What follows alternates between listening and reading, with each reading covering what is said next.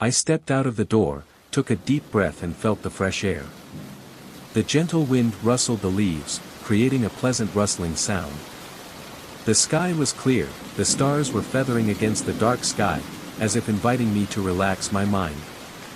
I shouted, letting all the stress of the long day melt away with each breath. I drove home. The familiar road was peaceful with tree shadows, the street lights shone softly. The gentle music played in the car, each slow melody seemed to embrace me, making my heart feel at ease. I relaxed looking at the rear, seeing the lights gradually increase, relaxing the peace screen. Everything was really quiet, as if this world only had me and my breaths were dead. When I got home, I put my bag on the edge of the door and relaxed. My apartment was filled with the gentle scent of essential oils, a pleasant warmth enveloped the space. I made a cup of herbal tea, the warmth spread in my palm, the gentle aroma made me more relaxed. I sat down, took a sip of tea and felt an unusual peace. I closed the door, letting the gentle moonlight flood into the room. I turned off all the lights, leaving only a small night light next to the bed. A feeling of comfort spread throughout my body as I gently curled up in the blanket. I relaxed my eyes, listening to the slow heartbeat, the sound of the wind outside like a gentle lullaby. I remembered the conversation with a friend. We laughed a lot when mentioning the trivial things in life. The warm feeling of the situation still lingered, like a small candle shining in my heart. I did not immediately fall asleep, just enjoyed this quiet moment, letting my body and mind completely relax. These peaceful days are precious, I cherish every moment. I will automatically live slower, make the most of it. Life doesn't need to be too rushed, sometimes all you need is a cup of tea, a quiet night and a peaceful mind. I sighed in relaxation, feeling the peace enveloping me. The ticking of the clock was like a gentle lullaby. I pulled the blanket up a little, gently before falling asleep, a deep and peaceful sleep. My dream was beautiful. I saw myself walking on a tree-lined path, the sunlight gently passing through the leaves, the sound of birds chirping somewhere. A gentle breeze blew through, carrying the sweet scent of wild flowers along the road. I just walked, light, happy and peaceful. Outside the window, the sky was peaceful. The moonlight peeked through the curtains, covering the room in a gentle silver color. I gently became warm, making me more comfortable. All worries, all thoughts disappeared, leaving only a feeling of peace. I slept well, no longer worrying about tomorrow or the things that have not been completed. Because I know, tomorrow morning when I wake up, a new day will come with many wonderful things waiting for me. And I will welcome it with a big smile. It looked quiet as I first drove onto the gravel drive, not the kind of quiet that made me feel relaxed, but the kind that weighed on me like the air became thick as soon as I stepped out of the car. The building was at the end of a narrow road about 40 kilometers out of town. I chose this place for the peace and solitude. I had a big project that needed my full attention and I wanted to get away from my usual surroundings, the small inn with old wooden panels outside and an old sign that creaked when the wind blew. At first glance it seemed cozy enough. I expected quiet nights and plenty of time to work, but I got something completely different. I remember dragging my suitcase inside and smelling something like damp wood in the lobby. The place had a rustic feel, the walls were covered with old photos from different periods of its history. Some showed fresh paint, others had scaffolding in the background and a photo of another owner standing in front of a newly built wing. The current owner is a tall thin man with tired eyes who greets me at the reception. He asks for my details and gives me a room key and says the building has been through many renovations and many owners. He laughs as if it is a small matter, but his eyes keep looking towards the hallway. I get the feeling he wants to leave something in the hallway. The musty smell is like dust. Cloth and floor polish. My room is the second door on the left. The door creaks when I open it. The space is monotonous. A single bed, a small table, a chair and a narrow wardrobe. The walls are peeling paint and the floor creaks when I walk over to put my bag down. Everything is old but usable. The bathroom is cramped with a simple sink, a small shower and a toilet that looks like it has seen better days, but still enough for my needs. I sat on the edge of the bed, checked the mattress and felt the springs push back. the mattress was uncomfortable but I figured it would be fine for a few nights. I opened my suitcase and some notebooks. I planned to start working right away. The Wi-Fi signal was weak, so I plugged in the Ethernet cable I brought with me. I sat down on the old wooden chair near the desk. My mind was focused on the data project.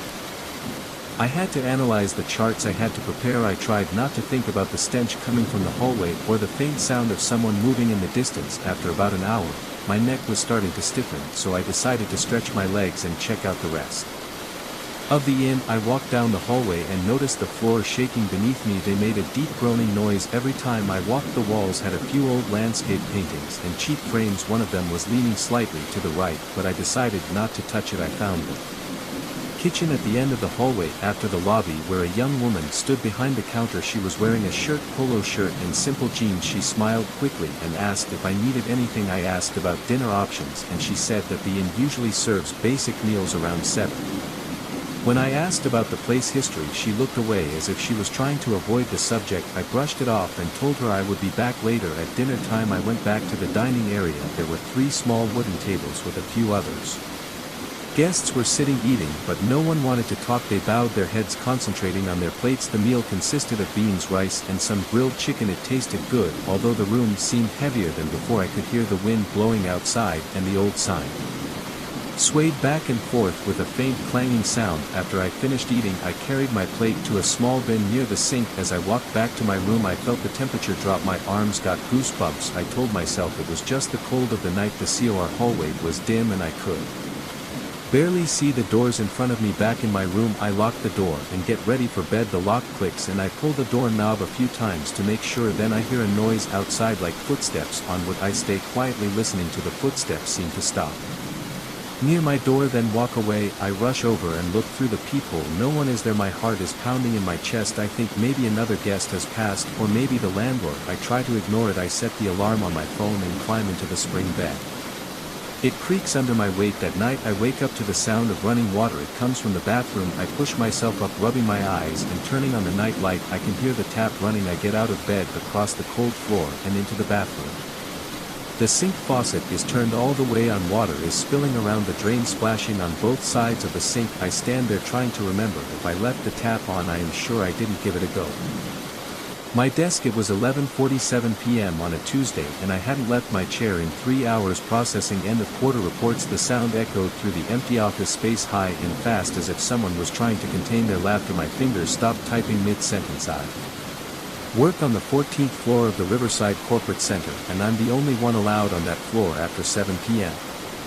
The cleaning crew arrived at 600 and the security patrol at 8. Then it was just me and the occasional noise of the HVAC system, which I like. That way solitude helps me focus, especially in important moments like this. Another person laughed louder. This time it was a woman, definitely coming from the direction of the main conference room. My shoulders tensed and I felt my heart rate increase a notch. I pushed my chair back slowly, trying to minimize the squeaking of the wheels on the carpet. The conference room door was closed like it had been all day. I hadn't been in there once, no meeting scheduled, and I had been buried in spreadsheets since arriving at 8 a.m. The blinds were drawn, blocking any view. Inside, a soft noise came from behind the door, followed by something like a whisper. My mouth was dry. I stood up, legs shaking, and picked up the phone on the desk. The screen showed no new notifications, no missed calls. The floor log would show if anyone else had come in. I checked it. Mandatory throughout the day, a habit since I had just been promoted to senior management. No entries since the cleaning crew left. A louder noise this time than the scratching, like furniture being moved. The sounds were unmistakable now. Everyone was in that room, but I had the only key card that worked on this floor after hours, and I had been sitting 20 feet from that door for the past 15 hours. I walked towards the conference room. My shoes made soft sounds on the carpet. The motion sensor lights in the hallway flickered on the bright fluorescent lights, making me squint more. The whispers whispering through the door, too small to hear the words. I pressed my ear to the cool metal surface a little more. An unfamiliar female voice, a man, followed by another giggle. My hand was shaking as I reached for the doorknob. I knew it would be locked. I checked myself when the cleaning crew left, as I did every night. The knob turned with a click. It wasn't locked. I jerked my hand back like I had been burned. The doorknob was icy cold, much colder than usual. My breathing was now coming in rapid and Sweat was beading on my forehead despite the office having a powerful air conditioning system. Lots of movement. Inside, the scratching sound again, followed by rhythmic knocking. My security drill began. I should call the building security to have them handle this. My phone was still in my hand.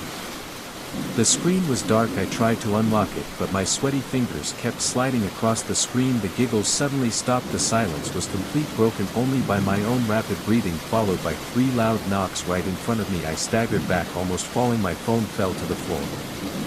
The knocking rang out again, more persistently. The doorknob started turning slowly, deliberately. I ran, no shame in admitting it. I sprinted back to my desk, grabbing my laptop bag and running to the emergency stairs behind me. I heard the conference room door open, banging.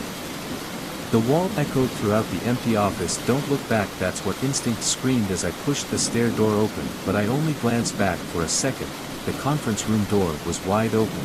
The lights inside were off, but I could see shapes moving into it. The darkness was twice as much as it should be in that space, and they were flowing out of the room like smoke, but moving wrong against gravity, spreading across the ceiling. I took the stairs 3 times at a time, almost falling twice. My chest was burning, but I didn't slow down. Down until I reached the lobby. The night guard looked up from his crossword puzzle, startled by my explosive appearance. Everything was fine, Mr. Matthews. I couldn't say anything, just pointed up. He called for reinforcements, and within minutes 3 guards were on the 14th floor. I waited in the lobby, drinking water from the cooler and trying to keep my hand off Shaq. They found nothing. Of course, the conference room was empty. Everything was in place. No sign of anyone coming in, no evidence of anyone being there. Security footage showed no one entering or leaving the floor. After the cleaning crew, the guards suggested I was overworked. Looking at everything after so many late nights, I nodded along, telling them I was probably just startled. Those sounds were probably just the building settling down. They looked at me worriedly as I left, but I didn't care. I knew what I had heard. Those things. The Midnight Curse. 1. The Mysterious Call. Min is a senior journalism student, always eager to find mysterious stories to write. One night, while preparing to sleep, he received a strange call from an unknown number. Don't go out at midnight. Otherwise, you will never come back. A hoarse voice rang out and the call was cut off. Min frowned. Who would play this prank? He thought for a moment and decided to ignore it. But that night, he could not sleep. Strange sounds came from outside the window of his rented room. Light footsteps, whispers, as if someone was gossiping about him. When he looked through the gap in the curtains, Min was stunned. Outside, under the yellow light, there was a figure standing motionless, looking straight at his window. That person's face was hidden by long, disheveled hair. Then suddenly, the figure disappeared. 2. Strange events. The next morning, Min told this story to Lon, his best friend. Lon was very superstitious, and her face immediately turned pale. Do you know the legend about the Midnight Curse? Those who receive that call and do not listen will disappear forever. Min laughed. Are you kidding? This is probably just a scare tactic. But in the following days, things became even stranger. Min's computer turned on by itself in the middle of the night, and a red line appeared on the screen, don't go out. He felt like he was being followed. Every time he went out, Min always saw someone quickly pass by in his line of sight, but when he turned back, there was no one. On the evening of the 3rd day, he received another text message from an unknown number. Today is your last chance. Don't go out. But Min was fed up with these scare tactics. He decided to test the curse. 3. The fateful midnight. At exactly 12 midnight, Min opened the door and stepped out into the street. The air was cold. The streets were eerily quiet. Suddenly, the street lights flickered and went out. Everything was plunged into darkness. Then Min heard footsteps behind him. He turned around, no one was there. Min's heart pounding, he quickened his pace. But the footsteps kept coming, getting closer and closer. He started running, but no matter how fast he ran, the sound followed him. Until Min tripped. He looked up and saw a pair of bare feet standing right in front of him. A woman with long hair covering her face was looking down at him. A hoarse voice rang out. I warned you. Min screamed. Suddenly, everything went dark.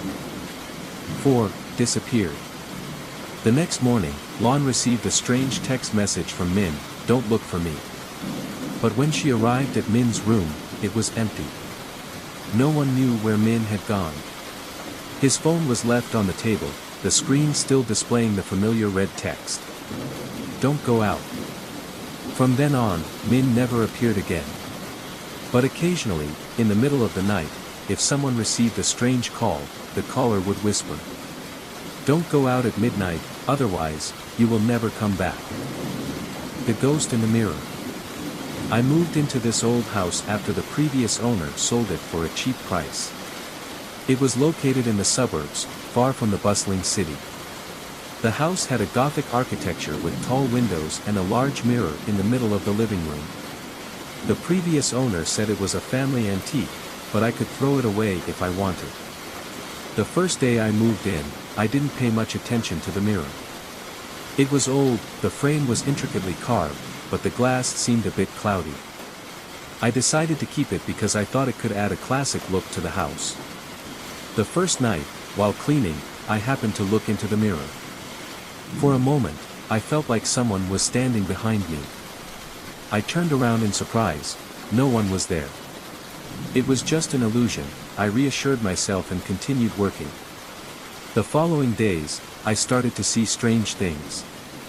Every time I walked past the mirror, I felt like there were eyes watching me.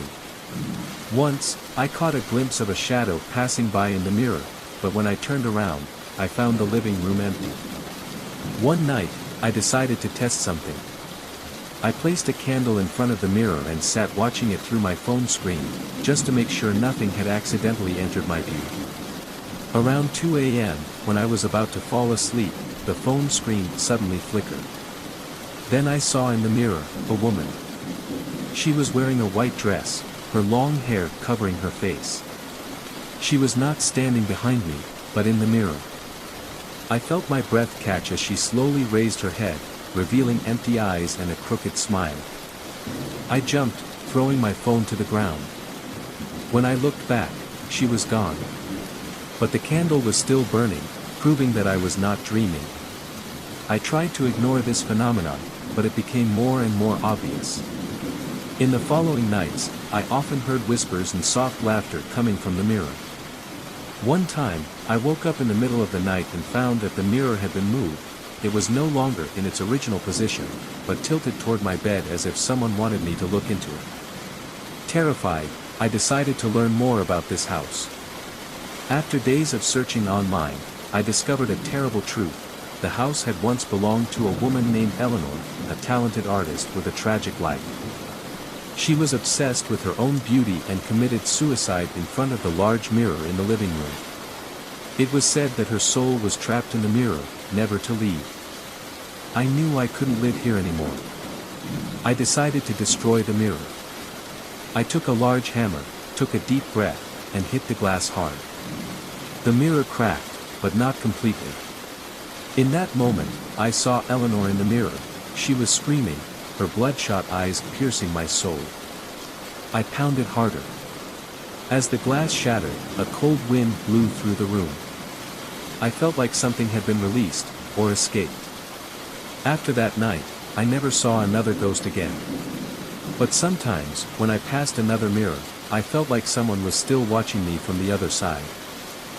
Horror story: The Forgotten House. Once upon a time, in a small village deep in the forest, there was an old house that the villagers avoided. The house had been abandoned for many years, and no one dared to go near it. It was rumored that the house contained terrifying secrets, that there were still ghosts wandering within its walls. Lynn was a young girl who had just moved to this village to work as a teacher. She had heard many stories about the house, but her curiosity made her unable to control herself. One night, after teaching the children, she decided to walk around the forest to explore the legendary house. Although it was getting dark, Lynn did not feel scared. She thought it was just a wild story woven from the villagers' imagination. As Lynn approached the house, she felt a cold and quiet air enveloping it. The surrounding trees seemed silent, not a sound. The house stood tall in the darkness, with closed doors, broken windows and mossy walls. Lynn stepped into the yard, where the grass grew wildly, obscuring the path leading to the house. She felt something very strange, as if she was being watched. Suddenly, a cold wind blew through, causing the iron gate to creak open. Lynn was a little startled, but determined not to let herself be scared. She stepped into the house. As Lynn stepped through the threshold, a heavy feeling enveloped her. The musty and moldy smell of the old walls rushed into her nose. Inside the house was a dark space, with only faint light coming from the cracks in the broken windows. Lynn decided to go upstairs to investigate. She moved carefully step by step, her hand tightly holding the flashlight. The weak light was only enough to illuminate a few meters ahead. Suddenly, she heard a slight noise from upstairs. The sound of footsteps was small, as if someone was moving. Lynn stopped, her heart beating faster. She thought it might be some animal that had wandered in here, but the feeling of unease couldn't be dispelled. She walked up the stairs cautiously. When she reached the upper floor, Lynn noticed an old wooden door that was slightly open. It was a small room, nothing special except for a single bed and an old wooden table. However, what caught Lynn's attention were the paintings hanging on the wall. The paintings depicted a happy family, but their eyes looked very strange, as if they were staring at her. Lynn moved closer, but suddenly, a screech sounded from behind her. She turned around, her heart pounding. There was no one, but the screech seemed to still echo in the air. She looked around the room, then decided to open the pull-out table to look for more clues. As she opened it, a small notebook fell out. Lynn picked up the notebook, and when she opened it, she saw the words written in red ink, faded by time. This house is cursed.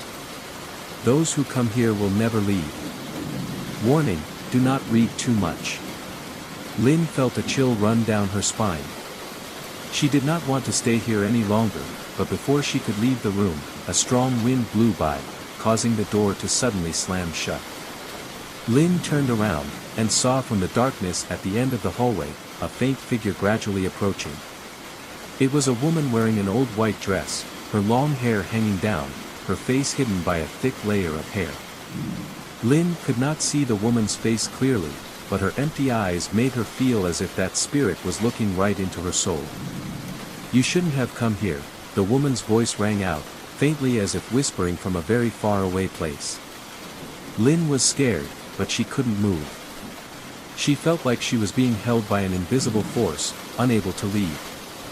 That figure moved closer, her cold hand reaching out, as if wanting to touch Lynn. Lynn closed her eyes, not daring to look anymore. When Lynn opened her eyes, the woman had disappeared. But she felt like there was an invisible presence watching her from all sides. At that moment, Lynn heard footsteps from downstairs, regular and strange. She didn't dare to turn around, afraid that it was just an illusion, but the footsteps got closer and closer. Lynn ran out of the room, quickly ran down the stairs, not daring to look back. When Lynn reached the main door, she stopped, but couldn't open the door. It seemed like there was some force holding the door tightly, not letting her out. Lynn panicked, using all her strength to push the door but failed. Suddenly, a cold arm from behind grabbed her shoulder. Lynn turned around and saw a pale face, without eyes, just two deep black eye sockets, looking at her. She screamed, but her voice seemed to be swallowed by the still air in the house. You can't escape from here. It's too late, the voice rang out again, this time stronger, full of menace. And then, Lynn felt her whole body being pulled into the darkness, seemingly without the strength to resist.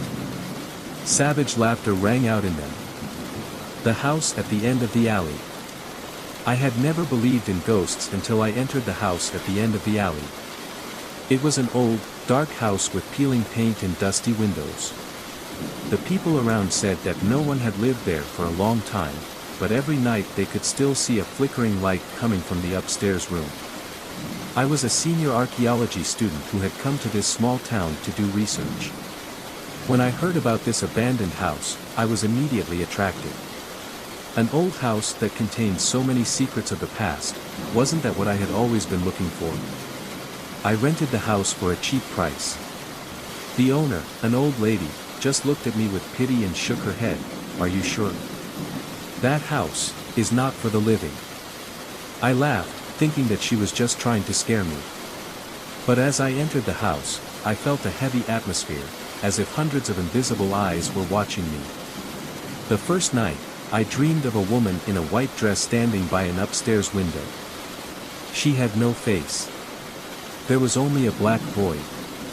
I woke up in the middle of the night, my heart pounding, sweating profusely. It was just a dream, I told myself.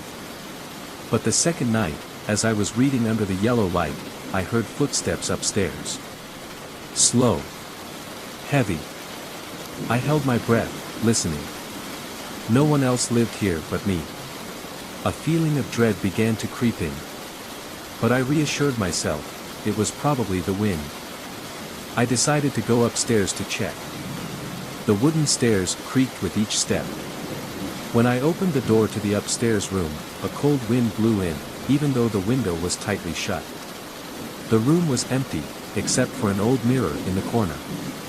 I looked into it. Everything was reflected normally, but then I saw it. The faceless woman. She was standing right behind me. I turned around, but there was no one behind me. My heart was pounding. I ran downstairs, trying to find a reasonable explanation. But from that moment on, I knew I was no longer alone. In the days that followed, things got worse. Every night I heard sobbing from upstairs, scratching at the door, the sound of wind whistling through the cracks as if someone was trying to whisper in my ear. The worst was when I woke up in the middle of the night and found myself unable to move. It felt like someone was sitting on my chest, pinning me to the bed. I tried to scream, but no sound came out. I was so panicked that I decided to learn about the history of this house. It turned out that many years ago, a young woman had committed suicide in that room after being betrayed in love. It is said that her soul cannot be released, forever stuck here, waiting for something. I no longer have the courage to stay any longer. The last night before leaving, I placed a bouquet of flowers in front of the mirror, whispering a prayer. When I looked in the mirror for the last time, I saw her, but this time, her face appeared, a beautiful face with eyes filled with sadness. She smiled, and then disappeared. I left the house the next morning, carrying with me the haunting feeling that never faded. Even after many years, every time I passed a mirror, I still felt like someone was looking at me from behind. Heard footsteps. It was about 1 a.m. and I was in my small office near the back corridor on the ground floor. The building was completely quiet except for the humming of the fluorescent lights. Then suddenly, I heard a series of footsteps on the floor above me. They weren't slow and they weren't fast, but there was a steady rhythm. I felt my spine tense and my breathing became shallow. I just sat there listening, trying to figure out if I was imagining things, but the footsteps continued for about half a minute before fading away. I checked the security monitor shortly after, but there was nothing but noise. That was the start of it all. My name is Alex and I've been the night custodian at this old commercial building for about 2 years. It used to be a very busy place during the day with offices and small businesses, but most of the tenants left when the landlord raised the rent.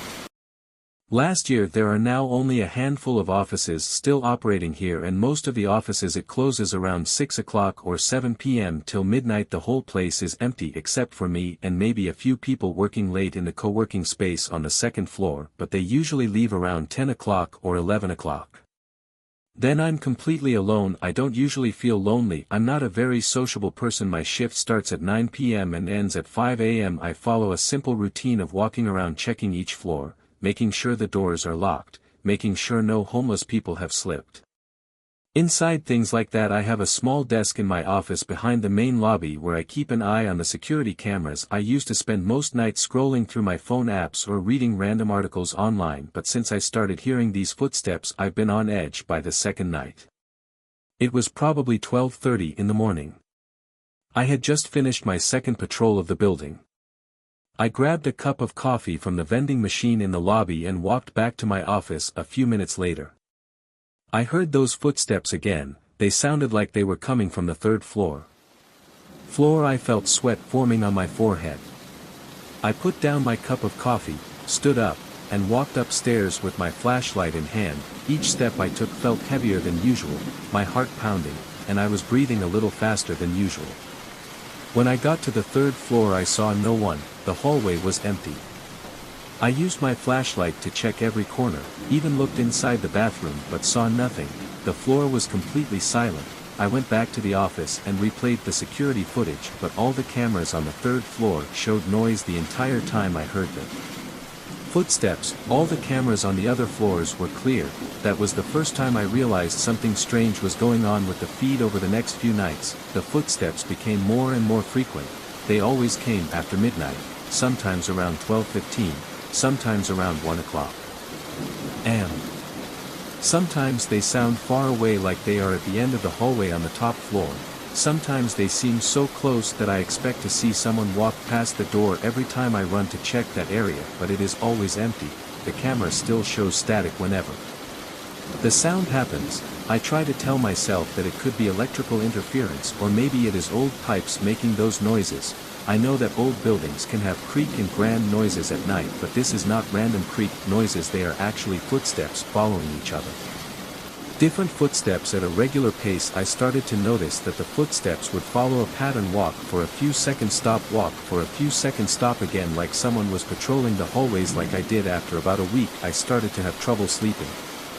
I lay in bed during the day imagining those empty hallways and the footsteps echoing through them. My boss didn't believe me when I told him. He thought I was just working too many hours, so I stopped talking to him about it. I decided to find out for myself. One night I set up my phone to record on the third floor while I listened for footsteps. I wanted proof that I wasn't crazy. I put my phone near the middle of the hallway, hit record, and left it there. Then I went back downstairs and waited. Around 1 a.m. I heard footsteps again. They were right above me on the third floor. I waited until they stopped, then I rushed upstairs to get my phone, but when I played the video back, the screen just went black after 30 seconds and the sound changed to a high-pitched whine sound right at them. Moment the footsteps started, I felt my stomach drop. I didn't know that was possible. Ghost in the Forbidden Forest. The small town where Nam lives is located next to a dense, dark forest.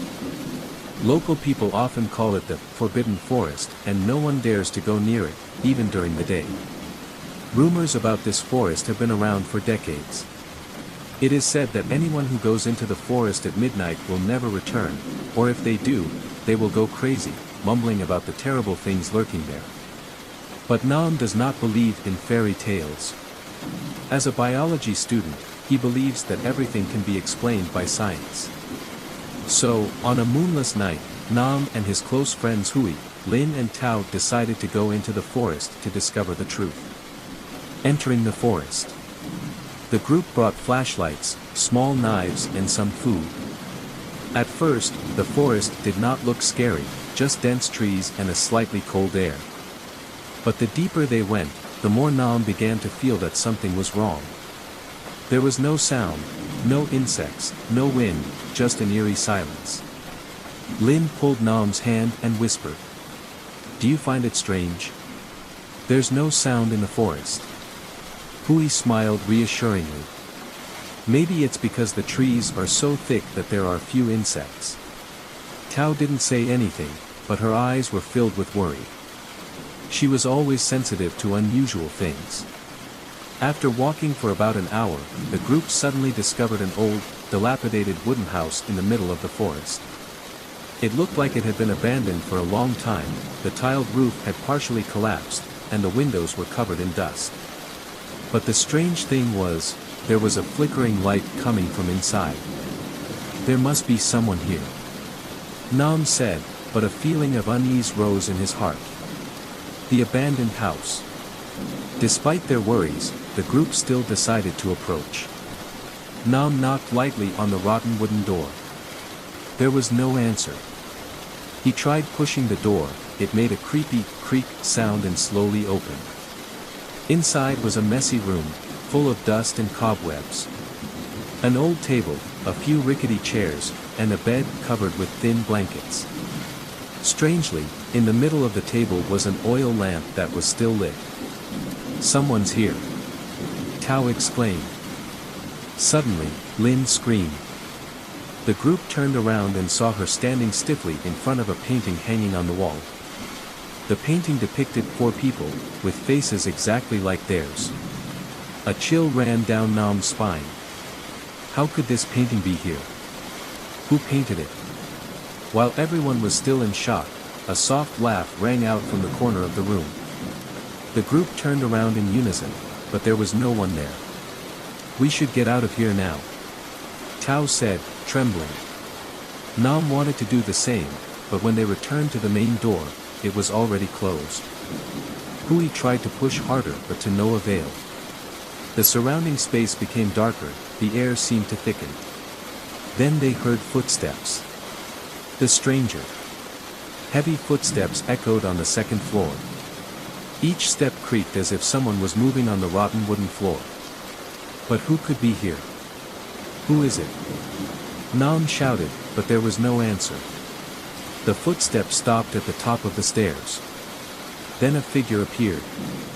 It was a tall man, wearing tattered clothes, messy hair covering most of his face.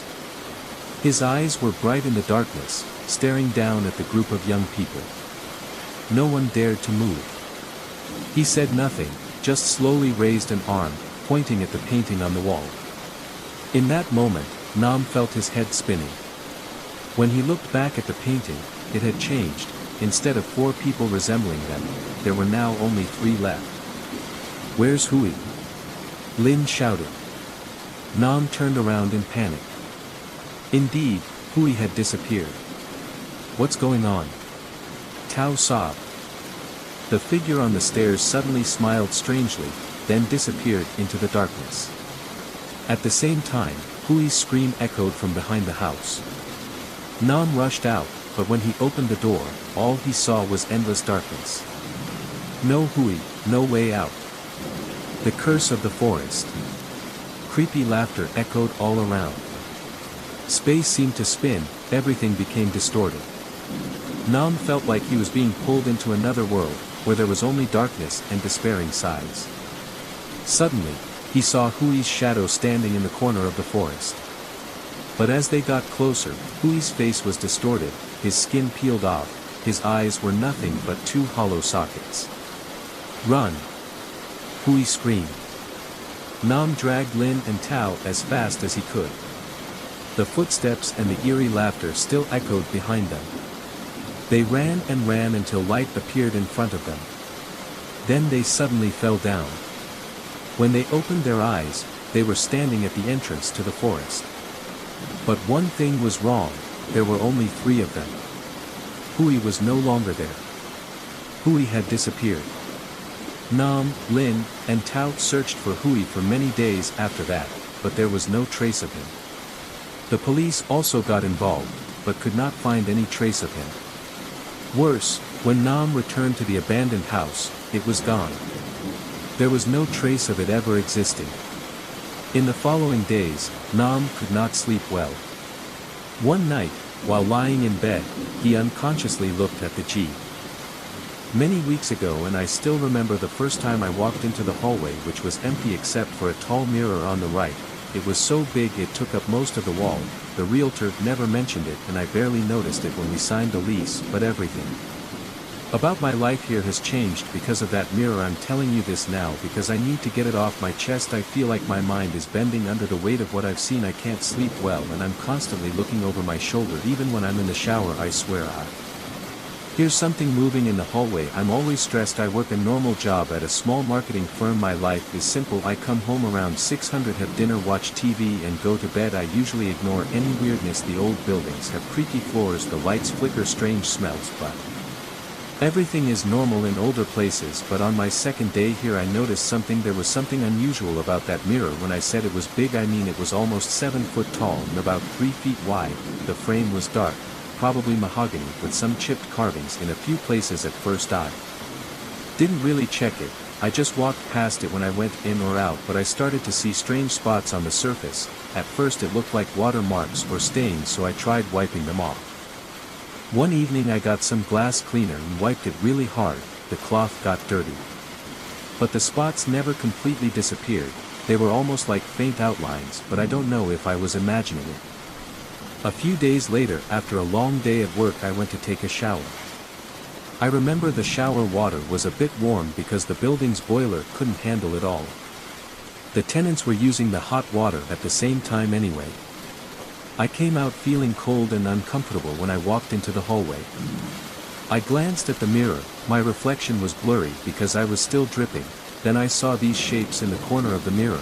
At first I thought it was mist or steam from the bathroom, but the silhouettes were too obvious to be random. They looked like the outline of shoulders and heads, but only at the bottom corners of the glass. I stood there confused, wrapped in a towel. I leaned in and touched the surface of the mirror. It wasn't hot and there was no obvious steam on it. I wiped my hand across the bottom corner, and for a second I thought I felt something move, but it was probably just my hand sliding on the slippery surface. The silhouettes disappeared when I touched the glass, so I thought I was just paranoid or seeing some reflection from the hallway lights. I brushed it off. That night I lay in bed thinking about the silhouettes. I tried to push it aside, telling myself it was a weird optical illusion, but the next morning I walked past the mirror before work. I saw the faint smudges again at the very same place. I didn't have time to play with it, so I just rushed out the door, running late. For the next few days I kept catching glimpses of those shapes in the mirror when I wasn't looking directly at it. Felt like something was moving inside the reflection, but whenever I turned my head it was just me or my hallway. I started to feel uneasy around that area. I walked around it quickly, barely glancing at it. One evening I decided I had to do something. I took a blanket and covered the mirror so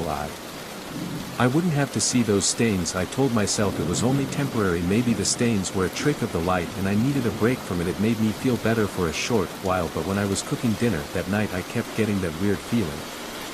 It was like the hallway was alive somehow. I craned my neck expecting to see something pop out, but the hallway was empty except for that covered mirror. When I tried to sleep that night I heard a light tapping sound coming from the hallway. It was very faint, so at first I thought it was just the building was settling down, but it kept happening about every 5 minutes, like someone was tapping their fingers on the wooden surface. Tap, tap, tap, then silence. I got up, turned on the hallway light and checked around. Nothing unusual. The blanket was still over the mirror. I stood there for a while, breathing heavy, and then I realized I was sweating even though the apartment was cool. I went back to bed telling myself it was all in my head. The next morning I decided to open the mirror. For some reason I felt the blanket made things worse, as if it was stimulating whatever strange energy was in there. Apartment. When I pulled the blanket off I noticed the stains had spread. They looked darker and bigger, almost like smudged handprints, but longer. I felt my chest tighten. No kids or guests around, so it didn't make sense. My own hand definitely didn't leave such a mark. I turned away, swallowing hard. That weekend I just wanted a quiet fishing trip in a small cabin in the countryside. The lady who owned the place told me the outside lights sometimes turned on by themselves. She said it was nothing, just a problem with the old wiring. I ignored it. I was just interested in getting a break from the routine. The idea of sitting alone by the lake with my thoughts sounded perfect, but I didn't expect to wake up night after night with a lump in my stomach. I didn't expect to find footprints where no one should go, and I definitely didn't expect to see a figure in dark clothing staring at me from the fence. I arrived on a Friday afternoon. The cabin was on a dirt road next to some tall grass and a shallow stream leading to a larger lake. The place looked old but clean. There was a porch with an old rocking chair, screen door, and modest furniture. With basic furniture, a small table, 2 chairs, a couch and a bed, in a small master bedroom house. Standing on porch waiting to give me keys. She was late 60, maybe early 70, wearing sweater and jeans. She pointed to the motion sensor lights mounted above the front door and in the corners of the cabin. She said they flashed for no reason. Sometimes it could be animals. I just nodded. She gave me a quick smile and said not to worry, it happens sometimes, nothing dangerous. I put my bag down and thanked her. She left the old pickup and I went inside. The first evening was quiet. I put my stuff on the bed, looked around for musty smell, but it seemed okay. The fridge was working. The sink faucet was dripping a little but didn't bother me. I went outside to check out the property. There was a small backyard with a short fence. On the other side of the fence I saw a row of trees. The ground was wet from rain earlier that week. I stepped in a few muddy spots, but not enough to ruin my shoes. The front yard had gravel where I parked the car. I took a deep breath of fresh air. and felt better than I had in months. That night I cooked a simple meal on the stove and read a magazine on the couch around 10.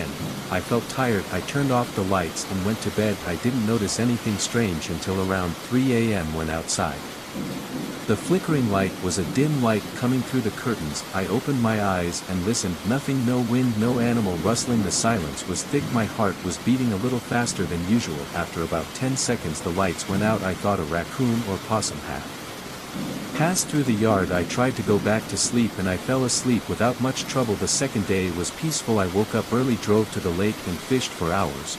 The catch wasn't big, but I liked the still water. My phone barely had a signal, which was nice. I sat in my folding chair, did some line and watched the clouds. No one else came. In the late afternoon I headed back to the cabin. I made my own. I had a sandwich and put on some music from a playlist I downloaded on my phone. As the sun went down I noticed the trees behind the fence casting long shadows. Shadows falling on the yard. This place became quiet as the night fell. I went inside to shower and sat down to watch a movie on my laptop. Around midnight I saw something move outside the window. At first just a flickering motion. I paused the movie and heard it a few seconds later. The light outside came back on, illuminating part of the yard. My chest tightened. I got up, walked over and looked out the window. I was expecting a deer or something. That's when I saw a figure near the back fence. It looked like a woman wearing a long dark suit, maybe a dress or a jacket. She just stood there, back straight, head tilted slightly towards the cabin. She wasn't very tall, but I couldn't make out the details, just a shape. My scalp tingled. I blinked and looked back in. The light switch turned off the glare on the window. Then I rushed outside in my socks. The porch light was on. The lights came on and I rushed to the fence and said, "Hello ma'am." No response. I looked around, but all I could hear was my own breathing. I turned around, scanned the yard. Nothing, no footsteps, no movement. Old fence, but I definitely didn't see any gates left open. The only noise was my heart pounding in my ears. I stayed out there for a minute, then went back inside. I felt cold sweat breaking out on my forehead. I locked the door and checked the windows. Then I sat on the bench waiting to see if the lights would come back on. Eventually they didn't. I fell asleep out there, restless but exhausted. The third night was worse. After another fishing trip that day I felt a little restless. I kept thinking about it. It seemed like it could just be a neighbor checking the place out, maybe. When I first pulled into the driveway, I am not one to believe in anything supernatural or strange. I follow facts. I believe in logic, but there was something about this place that made me feel uneasy. As soon as I saw the front door, the sky was blue, the afternoon light was steady, and there was no wind yet. I felt cold on my arms. I even wiped my hands on my jeans to shake it off. I told myself it was just the anxiety of inheriting a property I knew nothing about. I had never met the relative who left it to me. I only learned about it through a letter that appeared in my mailbox. The house was now mine, free and clear, whether I wanted it or not. The front yard was full of tall grass and overgrown leaves. I parked the car near the fence, turned it off and stepped outside. The air smelled musty. It reminded me of an old storage room or abandoned building, but I tried to ignore it. The paint on the house was faded and some of the wood looked like it hadn't been repaired in decades. I was fumbling with the key I got from the lawyer, trying to find the one that fit the door when it finally clicked open. I stood there for a second, catching my breath before stepping into the dark front hallway, and the floor creaked under my boots. Dust covered every surface. The high ceiling stretched above me and I could see a long hallway leading to the back of the house. I turned on my flashlight because some of the corners were too dark to see. After every few steps I heard the wood groaning in protest. I moved from room to room. On the first day I saw old furniture covered in sheets, shelves of random jewelry, and a grand staircase leading to the second floor. I wasn't sure how many rooms there were, but it seemed like more than I could count. The first time I walked through, I spent the rest of the afternoon opening the windows to air the room out. While I did that I heard occasional noises in the walls that could have been mice or rats, maybe even raccoons in the attic. It's an old house, so that's normal. I feel tension in my chest, feels tight. I brush it off and decide to pick a room near the front of the house to sleep in, just so I don't have to walk through the dark hallways all the time after I clear some dust. That room becomes my temporary bedroom. It has a heavy wooden door that closes tightly. I like the idea of having a solid door between me and the rest of the house while I sleep. The night comes quickly. I put a small lamp on the bedside table. The wiring is old, but the power works as long as I'm aware of what circuits I'm using. At the same time I grab a quick dinner from the grocery store. I bring it with me, sit in a folding chair I found in the corner, and try to calm down. The house is mostly silent except for the occasional creaks There's no TV, so I just listen to the old walls. I feel a little uncomfortable, but I force myself to think about normal things. I think about the errands I need to run, to repairs the house might need, and how long I'll spend here before deciding whether to sell it.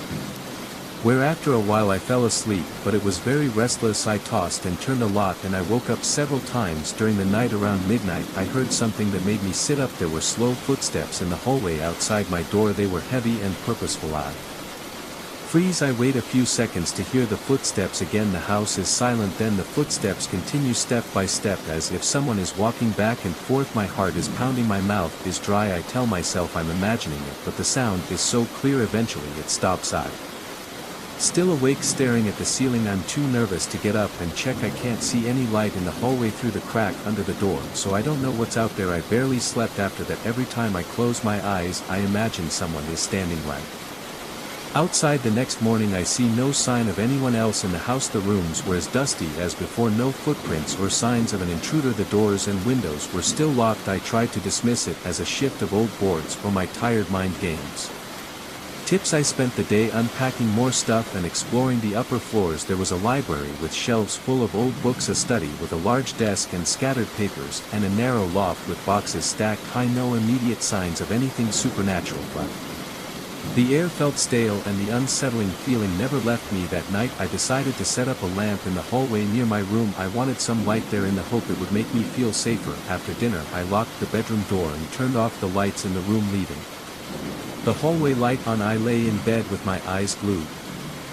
I wanted to find something that belonged to my grandfather. I wanted to know where he spent his long nights, so I parked across the street, shoved my hands into my coat pockets, and walked toward the rusted iron gate.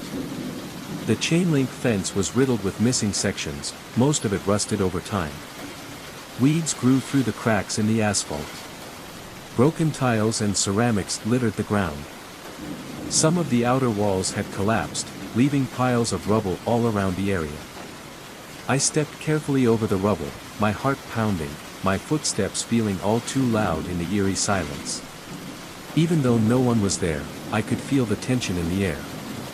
Dry dust clung to my throat, forcing me to swallow. The air was cold, but sweat beaded on my forehead. When I reached the main entrance to the factory, I saw that the large door was boarded up. But I had heard that somewhere in the back there was an old guard shack. That was where my grandfather used to work. My plan was to walk around the area to find it. I didn't want to stay too long in the main building. The stories I'd read about places like this didn't make me feel safe. People often used abandoned factories for dubious purposes, and I didn't want to have any unpleasant experiences.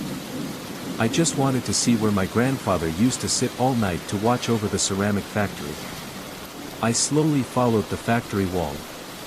The walls were covered with graffiti, some fresh, some faded with age. Some of the glass windows were broken, leaving empty frames. Under my feet, broken ceramic pieces crunched as I walked. The air here smelled of mold and rotting concrete. My jacket accidentally brushed against the rough wall, emitting a creaking sound that made me grit my teeth. I continued to look around, looking for something that looked like a small guard shack. After a few minutes of walking along the wall, I spotted a small house in the distance, near a row of bare trees. It had a slanted roof and looked like part of a security checkpoint. As I got closer, I realized it was just a makeshift shack. The paint on the outside was almost peeling off, and the windows were almost gone, leaving only empty frames. The door hung on its hinges, swaying gently in the wind. I stood in the doorway, my chest suddenly tightening.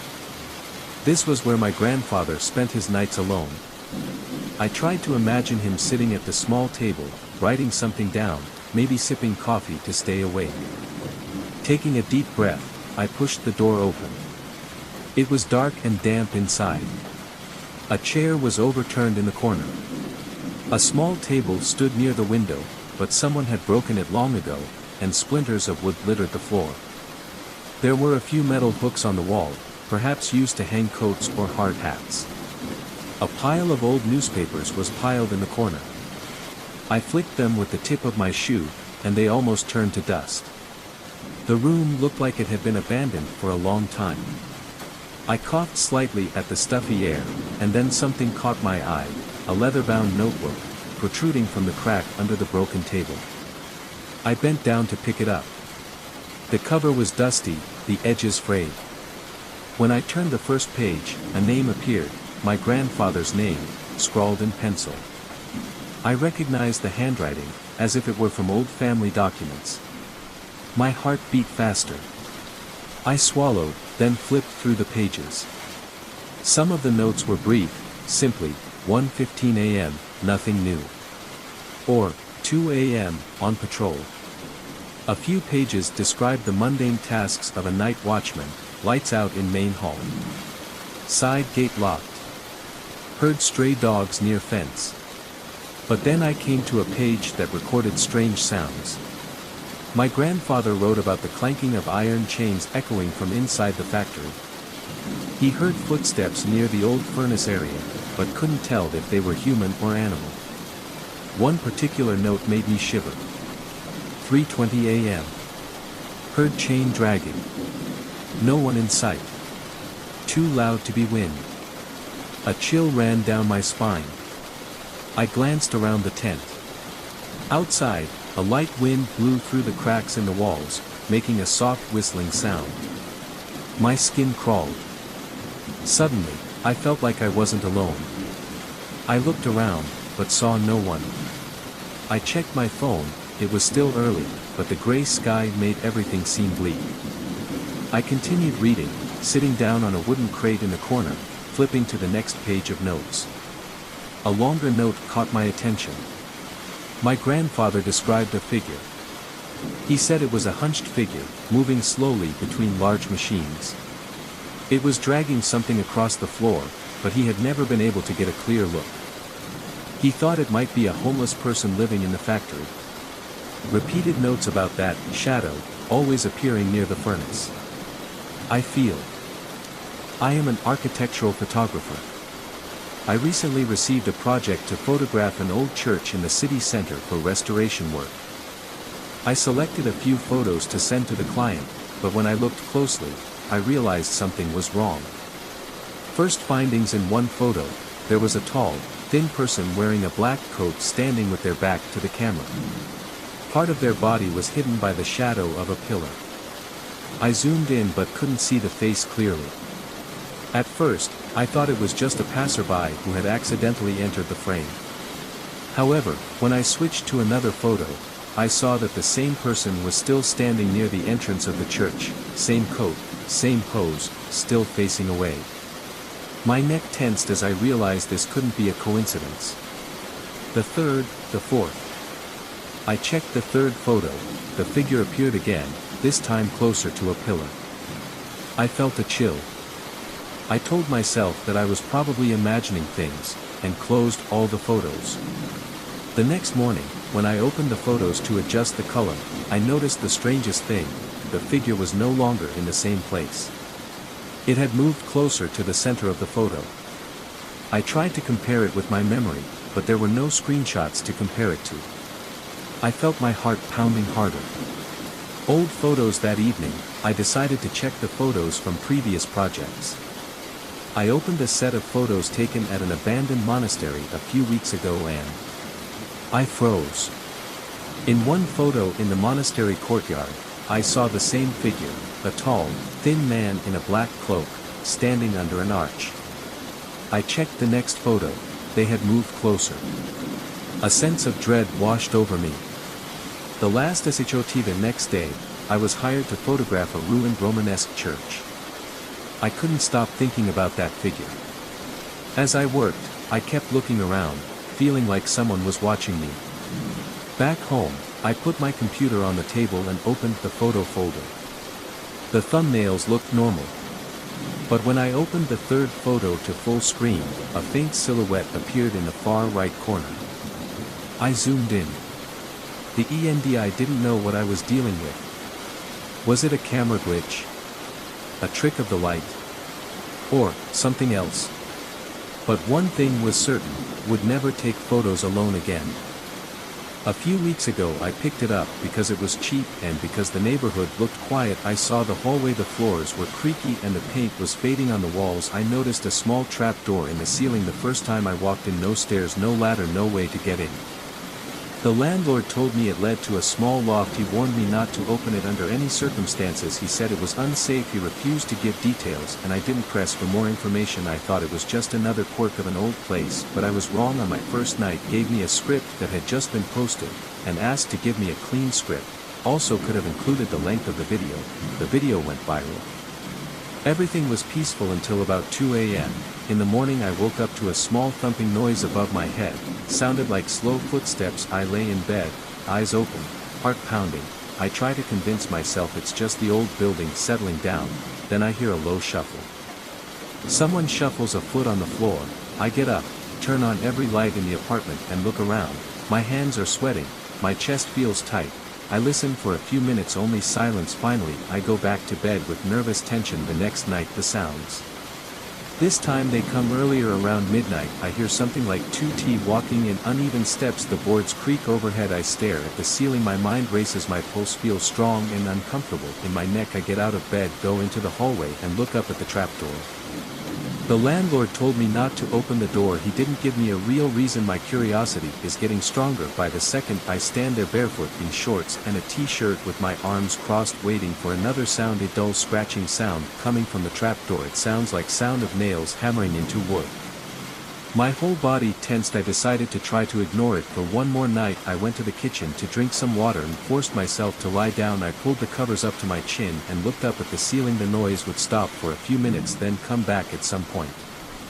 I heard a soft whisper. I didn't understand the lyrics. It sounded like a plea for it, rising and falling in a strange rhythm. I pressed my palms to my ears, feeling cold sweat on my forehead. I didn't sleep well that night. The next morning I checked every possible corner of the apartment I could reach. I knocked on the walls looking for hidden doors, trying to see if there was another way up to the attic. I couldn't find anything. The trapdoor was my only way up there. I stepped onto a chair and pressed my ear to the wood. I heard the dull echo of something moving. It sounded very far away. I jumped down and cursed under my breath, then grabbed the phone to call the landlord. He answered. His voice sounded tired. I told him about the footsteps, feet. He sighed and repeated his advice. He said I should leave the loft alone because it wasn't safe. I asked if there were animals up there. He said no. I urged him to explain, but he refused to talk about it. I felt a wave of frustration, but I stopped asking. I hung up, put the phone on the counter and looked up at the ceiling again. My stomach felt sick. I wiped my palms on my jeans and tried to think of something else. On the third night I was in a state of stress. I had trouble concentrating on my work for the day and I kept replaying the noises in my mind. That night the noise started again, but louder. There was a shuffling sound, a scratching sound, and a faint voice that sounded desperate. The voice had a hollow tone I could hear through the floor in the living room. I turned off the TV and stood under the place that seemed to be making the noise. My chest felt tight again. I could feel my heart pounding. I took a few slow breaths, but I felt my hands shaking. It continued for an hour. Every time I moved the noise seemed to stop, then start again. At about 1 a.m. I heard a series of rapid tappings on the attic floor that made my skin crawl. I felt goosebumps on my arms. I ran out into the hallway and stared at the sound trap just above me. I grabbed a broom from the closet. I lifted it up and tapped the trapo 3 times. My breath caught in my throat. For a moment everything went silent. Then I heard the whispering again, this time right on the wood. It was low and quiet, but I felt it in my bones. I backed away, feeling my pulse quicken. I decided I had to do something. I went to the local hardware store the next day and bought a small ladder. I got home in the afternoon. The hallway was well lit and the place seemed harmless in the daytime. I set up the ladder under the trapo. My intention was to see if there was a latch or lock on the door. A few weeks ago I picked it up because it was cheap and because the neighborhood looked quiet. I saw the hallway, the floors creaked and the paint faded on the walls. I noticed a small trap door in the ceiling the first time I walked in. No stairs, no pull-down ladder, no way to get in. The landlord told me it led to a small loft. He warned me not to open it under any circumstances. He said it was unsafe. He refused to give details and I didn't press for more info. I thought it was just another quirk of an old place, but I was wrong. On my first night gave me a script that had just been pasted and asked to give me a clean script. Also could have included the length of the video. The video went viral. Everything was peaceful until about 2 a.m. In the morning I woke up to a small thumping noise above my head. Sounded like slow footsteps. I lay in bed, eyes open, heart pounding. I tried to convince myself it was just the old building settling down, then I heard a low shuffle. Someone was dragging a foot on the floor. I got up, turned on every light in the apartment and looked around. My hands were sweating, my chest felt tight. I listened for a few minutes, only silence. Finally I went back to bed with nervous tension. The next night the sounds. This time they came earlier, around midnight. I heard something like 2T walking in uneven steps. The boards creaked overhead. I stared at the ceiling. My mind was racing. My pulse felt strong and uncomfortable in my neck. I got out of bed, went into the hallway and looked up at the trapdoor.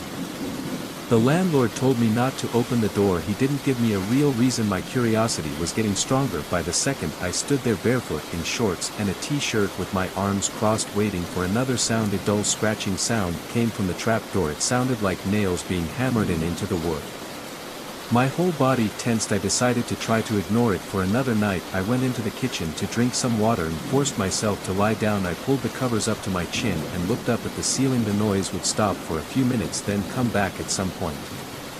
I heard a soft whisper. I didn't understand the lyrics. It sounded like a plea for it, rising and falling in a strange rhythm. I pressed my palms to my ears, feeling cold sweat on my forehead. I didn't sleep well that night. The next morning I checked every possible corner of the apartment I could reach. I knocked on the walls looking for hidden doors, trying to see if there was another way up to the attic. I couldn't find anything. The trapdoor was my only way up there. I stepped onto a chair and pressed my ear to the wood. I heard the dull echo of something moving. It sounded very far away. I jumped down and cursed under my breath, then picked up the phone to call the landlord. He answered. His voice sounded tired. I told him about the footsteps. He sighed and repeated his advice. He said I should leave the loft alone. It wasn't safe. I asked if there were animals up there. He said no. I urged him to explain, but he refused to talk about it. I felt a wave of frustration, but I stopped asking. I hung up, put the phone on the counter and looked up at the ceiling again. My stomach felt sick. I wiped my palms on my jeans and tried to think of something else. On the third night I was in a state of stress. I had trouble concentrating on my work for the day, and I kept replaying the noises in my mind. That night the noise started again, but louder. There was a shuffling, a scratching, and a faint voice that sounded desperate. The voice had a hollow tone I could hear through the floor in the living room. I turned off the TV and stood under the place that seemed to be making the noise. My chest felt tight again. I could feel my heart pounding. I took a few slow breaths, but I felt my hands shaking. It continued for an hour. Every time I moved, the noise seems to stop, then start again. At around 1 a.m. I hear a series of rapid tappings on the loft floor that make my skin crawl. I feel goosebumps on my arms. I run out into the hallway and stare at the sound trap right above me. I grab a broom from the closet. I lift it up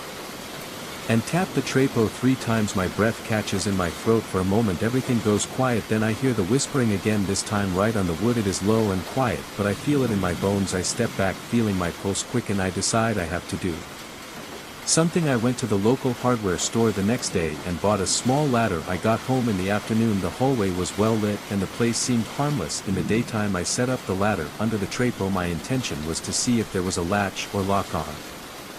Ago I'd never heard weird noises in the middle of the night before. I'd never worried about a single helium balloon shifting places on its own. Now I can't get either of those things out of my mind. Every evening I catch myself looking up at the ceiling, waiting to hear that faint creak or scrape. I feel uneasy whenever I glanced at the attic door in the hallway, and it all began because of a simple balloon. I'm 33 years old. My wife and I rented this old 2-story house because it had enough space and the rent was cheap. The building has narrow driveway on the side, chipped paint on the front porch, and some old shingles on the roof that look like they've seen better days. Inside, the hardwood floors squeak in random spots and a few door frames are warped from age. There's also a small door in the hallway that leads to the attic. It's a pull-down ladder type. Until last week I never felt curious about it. It's cramped, dusty, and I never had any reason to go up there. I figured we'd store a few holiday decorations in that space eventually, but I kept putting it off. We just moved in and we have a lot of other boxes to unpack. My wife is usually the organized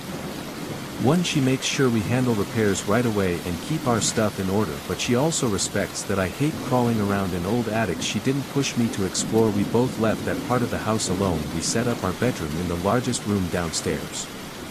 Because the master bedroom upstairs has a weird smell. It's not rotting or anything like that, just a stale odor that I can't quite place. It might be from old wallpaper, glue, or mildew. Whatever it is, we decided we liked the downstairs bedroom better, so we sleep there. We had a small Celebratory dinner the weekend after we moved in. We invited my parents over to check out the place. My wife bought a small helium balloon that said congrats on it. We tied it to the back of a chair in the dining room. It was just a fun little touch for the dinner. A few days later, after my parents had gone home and we cleaned up, I noticed that balloon was still floating near the ceiling. My wife joked about how helium balloons always seem to last longer than we expected. She ended up removing the ribbon and letting it drift around in the hallway. She thought it was funny to watch it bump against the ceiling whenever we walked by. That balloon became a sort of random decoration in the corridor. I'd see it near the bathroom door sometimes, then it would drift toward our bedroom door later. We don't have any ceiling fans in that area and the windows stay closed because the nights get chilly, but helium balloons move around right. Even the slightest changes in air pressure can nudge them along. I didn't think much of it. Then came the first odd event. I woke up early on a Monday. I got ready for work, walked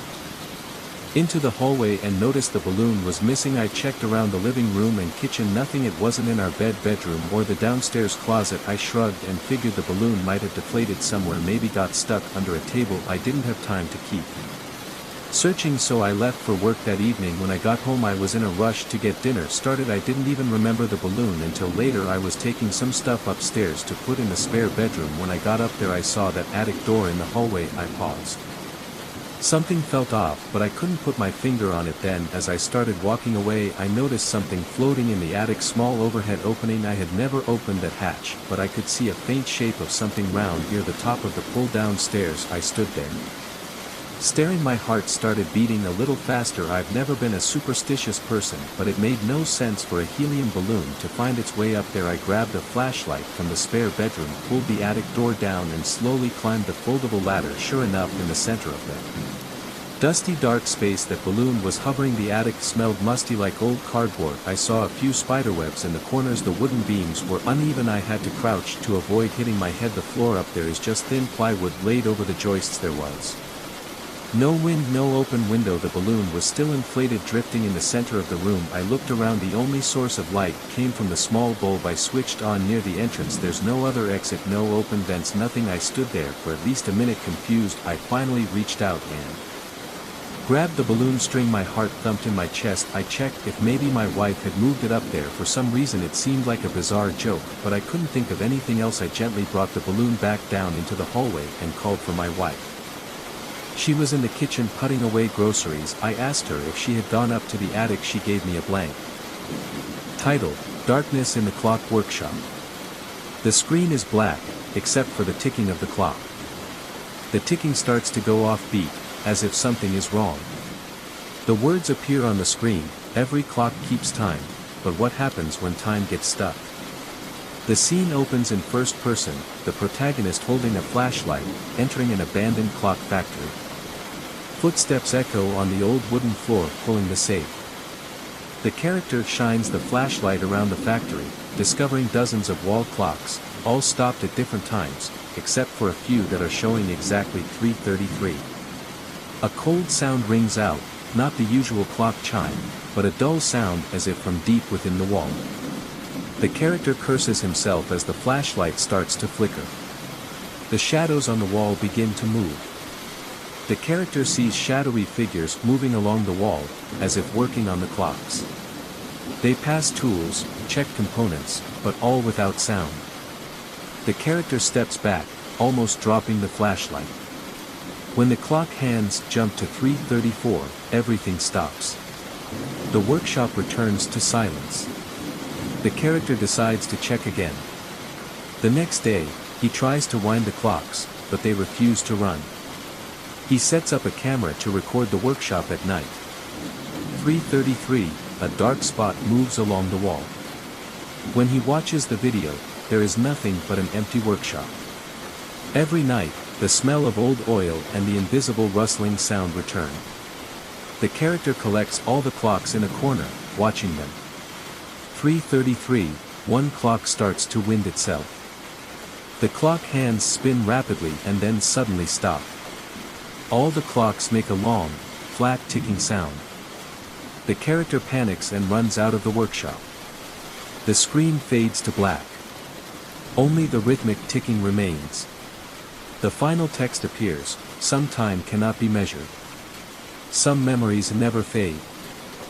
A few weeks ago I picked it up because it was cheap and because the neighborhood looked quiet. I saw the hallway, the floors were creaky and the paint was fading on the walls. I noticed a small trap door in the ceiling the first time I walked in. No stairs, no ladder, no way to get in. The landlord told me it led to a small loft. He warned me not to open it under any circumstances. He said it was unsafe. He refused to give details and I didn't press for more information. I thought it was just another quirk of an old place, but I was wrong. On my first night gave me a script that had just been posted, and asked to give me a clean script. Also could have included the length of the video. The video went viral. Everything was peaceful until about 2 a.m. In the morning I woke up to a small thumping noise above my head. Sounded like slow footsteps. I lay in bed, eyes open, heart pounding. I try to convince myself it's just the old building settling down, then I hear a low shuffle. Someone shuffles a foot on the floor. I get up, turn on every light in the apartment and look around. My hands are sweating, my chest feels tight. I listen for a few minutes, only silence. Finally, I go back to bed with nervous tension. The next night the sounds. This time they come earlier, around midnight. I hear something like 2T walking in uneven steps. The boards creak overhead. I stare at the ceiling. My mind races. My pulse feels strong and uncomfortable in my neck. I get out of bed, go into the hallway and look up at the trapdoor. The landlord told me not to open the door. He didn't give me a real reason. My curiosity is getting stronger by the second. I stand there barefoot in shorts and a t-shirt with my arms crossed, waiting for another sound. A dull scratching sound coming from the trapdoor. It sounds like sound of nails hammering into wood. My whole body tensed. I decided to try to ignore it for one more night. I went to the kitchen to drink some water and forced myself to lie down. I pulled the covers up to my chin and looked up at the ceiling. The noise would stop for a few minutes, then come back at some point. I heard a soft whisper. I didn't understand the lyrics. It sounded like a plea for it, rising and falling in a strange rhythm. I pressed my palms to my ears, feeling cold sweat on my forehead. I didn't sleep well that night. The next morning I checked every possible corner of the apartment I could reach. I knocked on the walls looking for hidden doors, trying to see if there was another way up to the attic. I couldn't find anything. The trapdoor was my only way up there. I stepped onto a chair and pressed my ear to the wood. I heard the dull echo of something moving. It sounded very far away. I jumped down and cursed under my breath, then grabbed the phone to call the landlord. He answered. His voice sounded tired. I told him about the footsteps feet. He sighed and repeated his advice. He said I should leave the loft alone because it wasn't safe. I asked if there were animals up there. He said no. I urged him to explain, but he refused to talk about it. I felt a wave of frustration, but I stopped asking. I hung up, put the phone on the counter, and looked up at the ceiling again. My stomach felt sick. I wiped my palms on my jeans and tried to think of something else. On the third night, I was in a state of stress. I had trouble concentrating on my work for the day, and I kept replaying the noises in my mind. That night the noise started again, but louder. There was a shuffling sound, a scratching sound, and a faint voice that sounded desperate. The voice had a hollow tone I could hear through the floor in the living room. I turned off the TV and stood under the place that seemed to be making the noise. My chest felt tight again. I could feel my heart pounding. I took a few slow breaths, but I felt my hands shaking. It continued for an hour. Every time I moved, the noise seemed to stop, then start again. At about 1 a.m. I heard a series of rapid tappings on the attic floor that made my skin crawl. I felt goosebumps on my arms. I ran out into the hallway and stared at the sound trap just above me. I grabbed a broom from the closet. I lifted it up and tapped the trapo 3 times. My breath caught in my throat. For a moment everything went silent. Then I heard the whispering again, this time right on the wood. It was low and quiet, but I felt it in my bones. I backed away, feeling my pulse quicken. I decided I had to do something. I went to the local hardware store the next day and bought a small ladder. I got home in the afternoon. The hallway was well lit and the place seemed harmless. In the daytime I set up the ladder under the trapo. My intention was to see if there was a latch or lock on the door. The room not in the plan. 1. Rumors of the secret room. The old school at the end of the small street is where I used to study. It has a building that has existed for more than 70 years, with long corridors and a thin layer of lucky colors. Among the crowd of students, there is no advice about the apartment in the plan. No one knows where it is, but people say that if you accidentally enter, you will never return. This story originated many years ago when a student went missing right in the school. The boy was last seen on the 3rd floor, but the camera director did not record any images of the boy leaving the house. Teachers and students searched everywhere but found no trace. There was only one strange thing. The next day, on the wall near the third floor area, there were scratches as if someone had tried to scratch his way out. I wrote the letter without writing about ghosts, but on the remaining afternoon, I had to change my mind forever. 2. The path no one knows. Today I went back to school to finish the group project with Min and Han. When I finished, the 2 other kids went home first, and I went around looking for the restroom. Because I was too late, the construction site was almost empty. Walking along the 3rd floor hallway, I saw an old iron door with a set lock. The strange thing was that I had never seen it before. Recently, I walked up to try to push it gently. The door opened without any difficulty. Inside was a narrow staircase, the dust covered the stairs, proving that no one had come back for a long time. Instinctively, I took out my phone, turned on the flashlight, and walked in. At the end of the stairs, I found a short hallway with dim light. The lack of surrounding equipment made it strangely cool. There was a wooden door at the end of the hallway, with the number 404 on it, a number that didn't appear on the school's classroom list. I waited for a moment before knocking on the door. 3. Unknown room. Inside was an old classroom, dusty desks and chairs, and a faint trace of the blackboard remained. It felt like the place had been abandoned for a long time. I was about to turn around when I noticed something strange. The door I had just entered had disappeared. Cheers, I ran to the wall where the door had been, but there was only a cold, blank wall. The room felt heavy and suffocating without any furniture. I took out my phone but there was no signal. Gently, I heard whispering. At first very low, then increasing in volume. I turned around, on the blackboard appeared scribbled lines as if someone was writing. "Help me." I felt a colder vertical life. The writing on the board grew, turning into other words. "You cannot go out anymore." At this point, I found something even more terrifying. A shadow appeared in the last classroom. It was tall, thin, but strangely short of the head. I couldn't see its face, but I knew it was looking at me. 4. The absolute escape. I rushed to the wall where the door used to be, using all my strength. "Open. Please." I shouted. Spontaneously, I found a voice in my ear. "You're next." It felt like someone was blowing cold air on the back of my neck. I turned around, no one was there. But when I looked at the blackboard, I saw my name increasing. Fear reaching its maximum, I continued to hit the wall. A little, everything optimized. When I woke up, I found myself lying on the 3rd floor hallway. The iron door was gone. I got up and ran out of the school without looking back. Today I told Min and Han Nei, but no one believed me. I went back to the 3rd floor, but just as I feared, there was no trace of the door or the stairs leading up there. But there was one thing that scared me more than anything. This afternoon, when I opened my phone, I found a photo in the library. It was a photo of me standing in apartment 404. And behind me, that tall, thin figure was still standing still, silently behind. Nothing had ever made my heart pound like this. I figured I'd spend a week or 2 fixing up the place, then get it ready for sale. That was the plan when I first stepped through the front door. I never expected to stand in total darkness every night, drenched in sweat, shaking a flashlight at dusty boxes and hearing laughter that seemed to come from nowhere. I arrived on a Sunday morning with my pickup truck loaded with tools, paint cans, and a few folding tables. The drive had been quiet, and the house sat at the end of a narrow street. Most of the neighbors were older folks who had lived there for decades. I pulled up to the curb, shut off the engine, and stared at the house my grandmother had left me. She had owned it for years, renting it out to different people, but now it sat vacant. I needed to fix it up and sell it, simple enough.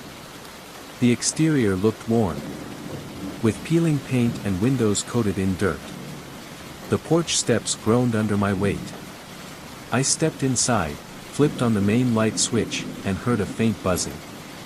The ceiling light in the living room flickered to life, casting a weak glow. Dust swirled in the stale air. The place smelled like old carpet and lingering dampness. I set my keys on a small table in the hallway and immediately noticed the silence. No traffic sounds, no voices, nothing. That kind of quiet felt unnatural, but I brushed it off. It was a small neighborhood with older residents. Of course, it would be quiet. I spent the first few hours taking stock of what needed repairs. The kitchen countertops were outdated but sturdy. The plumbing in the main bathroom seemed fine. The living room walls had cracks in the drywall. The upstairs bedrooms had old carpeting that I planned to rip out. Replace with laminate. Then there was the attic. I knew I had to check the roof beams and insulation for any signs of leaks or rot. I pulled open the attic hatch, lowered the folding ladder, and climbed up. It was hot up there, dusty, too. A single light bulb with a pull chain dangled from the rafters. I switched it on and saw a cluster of boxes along the far wall. At first glance, the interior framing of the roof looked decent. There was some discoloration near one corner but no obvious leaks. I remember the first time I heard that strange laughter. It was a quiet night, maybe. Around midnight. I was in the living room, finishing a sandwich, the only sound coming from the old refrigerator humming in the kitchen. Then I heard a short burst of giggles, muffled, like it came from above. I froze, plate in hand, and listened. It faded within seconds. At first, I thought maybe I had imagined it. I was tired, my mind on edge from all the cleaning and repairs. I decided to ignore it. The next day, I carried a bunch of painting supplies to the first bedroom. The walls needed fresh paint, and I wanted to start early. By the afternoon, I was covered in dust and paint splatters. I installed a new ceiling fan in the living room, replaced a few cracked tiles in the bathroom, and kept myself busy. By the time I sat down for dinner, it was nearly 8 p.m. I ate some takeout, scrolled through my phone, and planned my schedule for the next day. Around 11 p.m., I decided to check the attic beams again, just to be sure. Carrying a flashlight, I climbed the ladder, careful with each step. It was dark up there, even with the bulb on. The light was weak, leaving the corners shrouded in shadow. I swept the flashlight along the wooden supports, tapping them to check if they sounded solid. Everything seemed normal, just old and dusty. Then I heard soft giggling. It sounded like 2 or 3 distinct voices, but I couldn't see anyone. My skin prickled, my chest tightened. I spun around with the flashlight, sweeping the beams and floor. Only cardboard boxes, some stacked, some toppled over. My mouth went dry. I told myself it could have been the wind or some strange echo from outside, but I knew that laughter wasn't the wind. It sounded close, like something right there. My heart pounded as I waited. Everything went silent. I exhaled, shook off the feeling, and climbed down into the hallway. I barely slept that night. Lying on an old mattress in one of the bedrooms, I stared at the ceiling, listening for any noise. Every time I started to drift off, I imagined I heard a faint giggle. My body felt tense, my stomach churned. I wasn't exactly scared, but I couldn't relax. I kept telling myself it was just in my head, or maybe some strange acoustics in the attic. But I couldn't ignore how real it had sounded. The following day, I tried to forget about it by focusing on more repairs. I tore out the old carpet from the bedrooms, sealed up some cracks in the foundation near the laundry room, and replaced a broken window pane in the garage. By dusk, my arms ached, my back was sore, and my throat was dry from breathing in dust. Title: The Isolate House. Character: Lynn, the main character, a young girl looking for peace. Landlord, a mysterious, elderly man. Stranger, a scary figure appears in the night. Scene 1, The Journey to the House. 1.1 Lynn drives down a bumpy dirt road, lined with dense trees. The sunlight fades as it nears dusk. 1.2 She stops in front of an old wooden house, its roof dilapidated, its windows covered in dust. A light breeze blows through, carrying the smell of damp earth and pine needles. 1.3 Lynn looks around. There is no one in sight. She takes her luggage, steps up the steps covered with dry leaves. Scene 2, inside the house. 2.1 Lynn opened the door, the space inside was dark and old. The furniture was simple, a wooden table, a few chairs, a small bed. 2.2 She walked into the bedroom, put down her suitcase. The floor creaked under her feet. 2.3 Suddenly, there was a small noise from the hallway. Lynn turned around in surprise. It was just the sound of wind blowing through the crack in the door. Scene 3, the first night. 3.1 Lynn sat reading a book in the dim light of the lamp. Everything was strangely quiet. 3.2 Suddenly, she heard a slight noise on the roof. Like someone was walking slowly. 3.3 She stood up, took a flashlight, and tiptoed out into the hallway. The noise stopped. 3.4 She checked the window, looked outside. No one.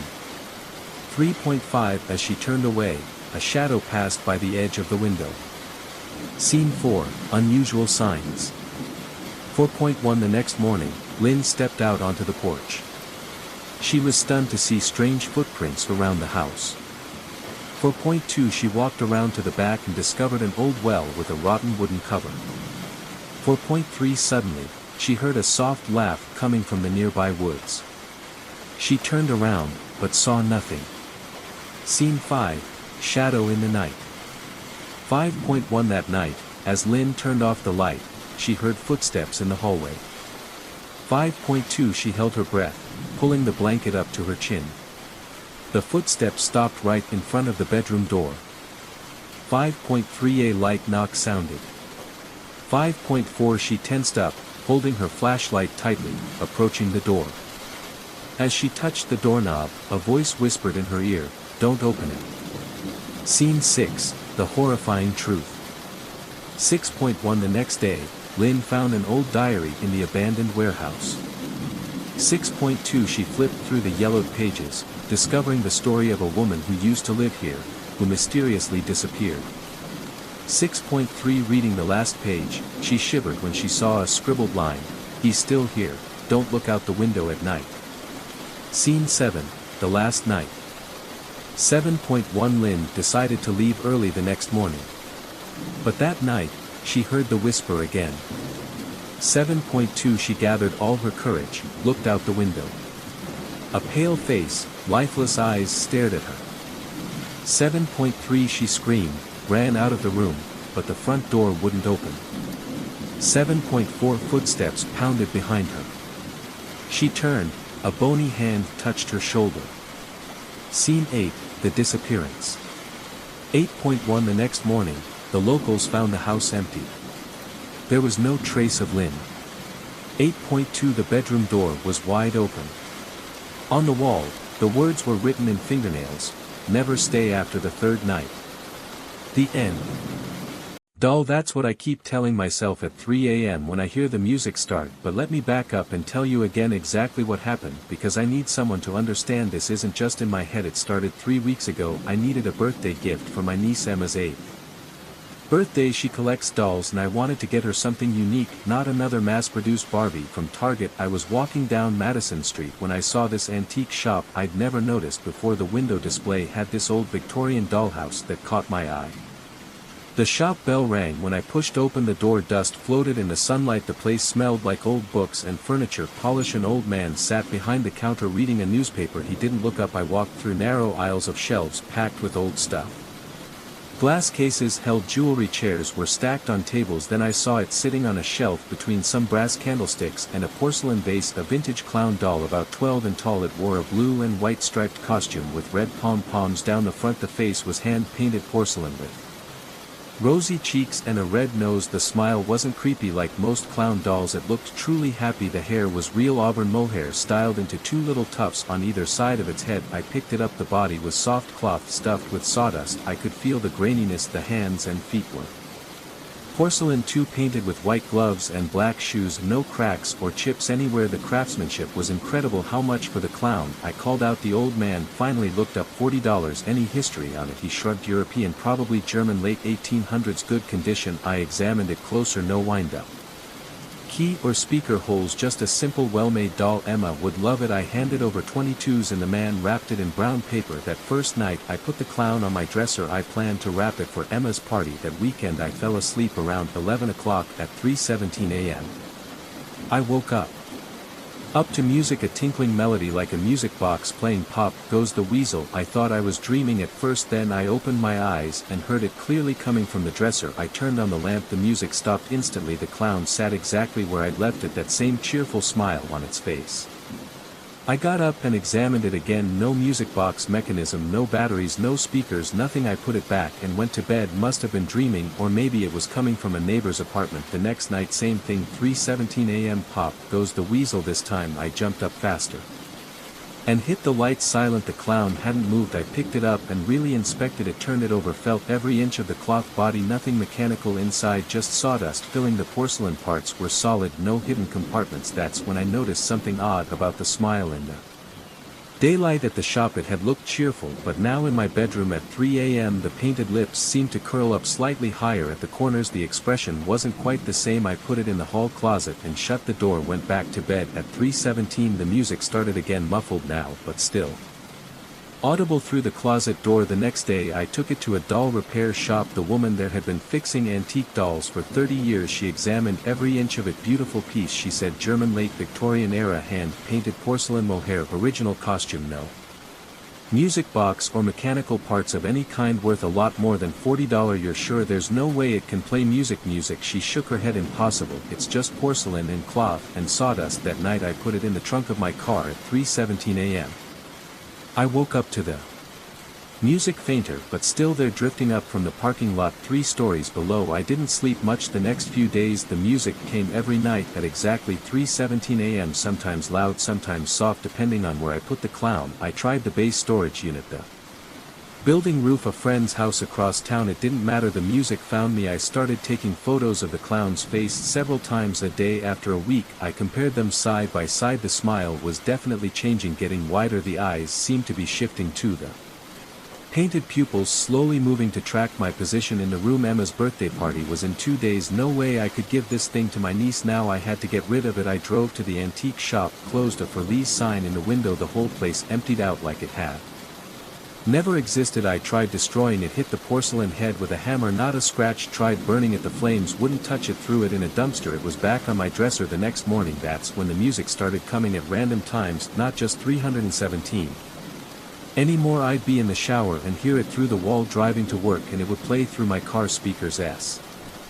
Like a knife. Please don't touch me. Her voice was soft and desperate. My eyes were wide open in the darkness of the bedroom. I lay still, listening to my wife breathing beside her. She was still asleep, but her face was grimacing in pain. The bedroom was quiet except for the softness of the ceiling fan. Then I noticed the blankets at the foot of our bed. They were slightly lifted as if someone was gently pulling them up, but there was nothing there. My heart started pounding against my ribs. The movement wasn't from the fan, but too much intent, too much focus on one point. I saw a depression forming in the mattress at the foot of the bed, as if someone was sitting there. The weight was making the whole bed slightly shift, not stopping. Jenny mumbled, turning her head on the pillow. Her eyes were still closed, but her fingers were clutching the sheets. I wanted to wake her, but my body wouldn't move. My throat felt tight, as if I was being suffocated. The depression in the mattress was deeper than whatever was lying there, was getting heavier than of. The car passed outside. Its headlights swept across the room through the curtains. For just a second I thought I saw a shadow where there was nothing. There should have been a darker patch of darkness at the foot of our bed, but as the light faded there was nothing to be seen there. Only the duvet was still pulled up in an unnatural way. My hands were shaking as I reached for the bedside lamp. I had to see what was going on, but before I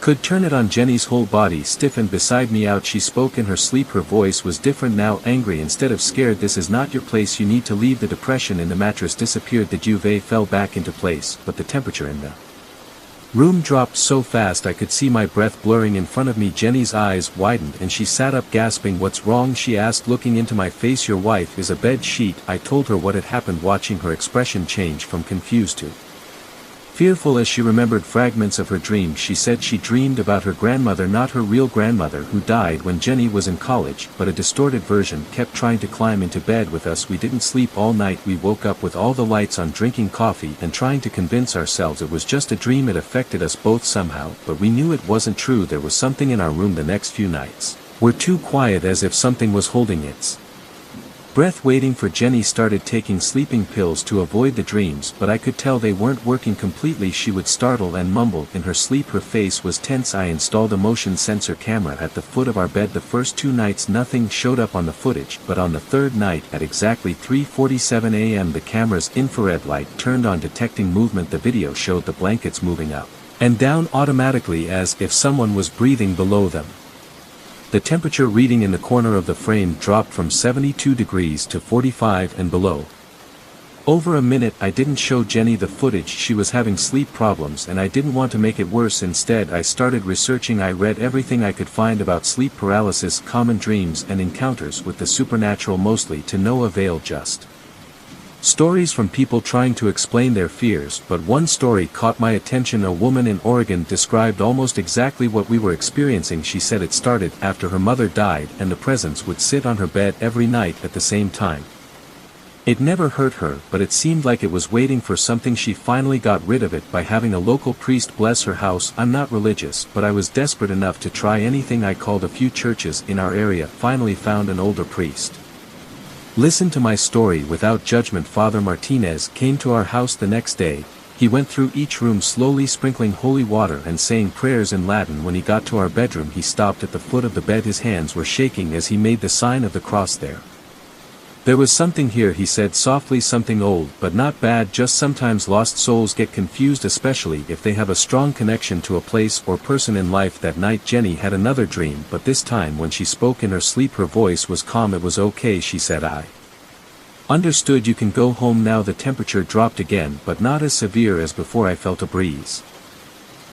Living room without permission. Before night I noticed that hooded figure. I felt my heart pounding against my chest. My eyes were stinging from not sleeping well and I thought I was dreaming. It was just there on my couch, not moving, not making a sound. I blinked really hard and it disappeared. I was used to falling asleep on the couch with the TV on. Sometimes I woke up disoriented, but I always knew my apartment. That night I felt like nothing was normal anymore. I remembered the time on my phone was almost midnight. I drifted in and out of sleep in a boring documentary. The couch cushions felt lumpy underneath me. My neck was stiff. The room smelled of microwave dinner and old socks. I glanced around hoping to catch a glimpse of the time on the cable box, and that's when I saw a person or something shaped like a person in a hooded cloak. It sat upright in my old green couch, the one I found at a selling old stuff. I can't see the face, I can only see the outline of its head and shoulders. At first I feel confused. My vision is blurry and I think, is this a trick of the light? My heartbeat is faster. My mouth is dry. I rub my eyes and lean forward trying to concentrate. My breathing is shallow and my fingertips are cold. I want to speak, but can't get a word out. It feels like my tongue is stuck to the roof of my mouth. I blink once and the silhouette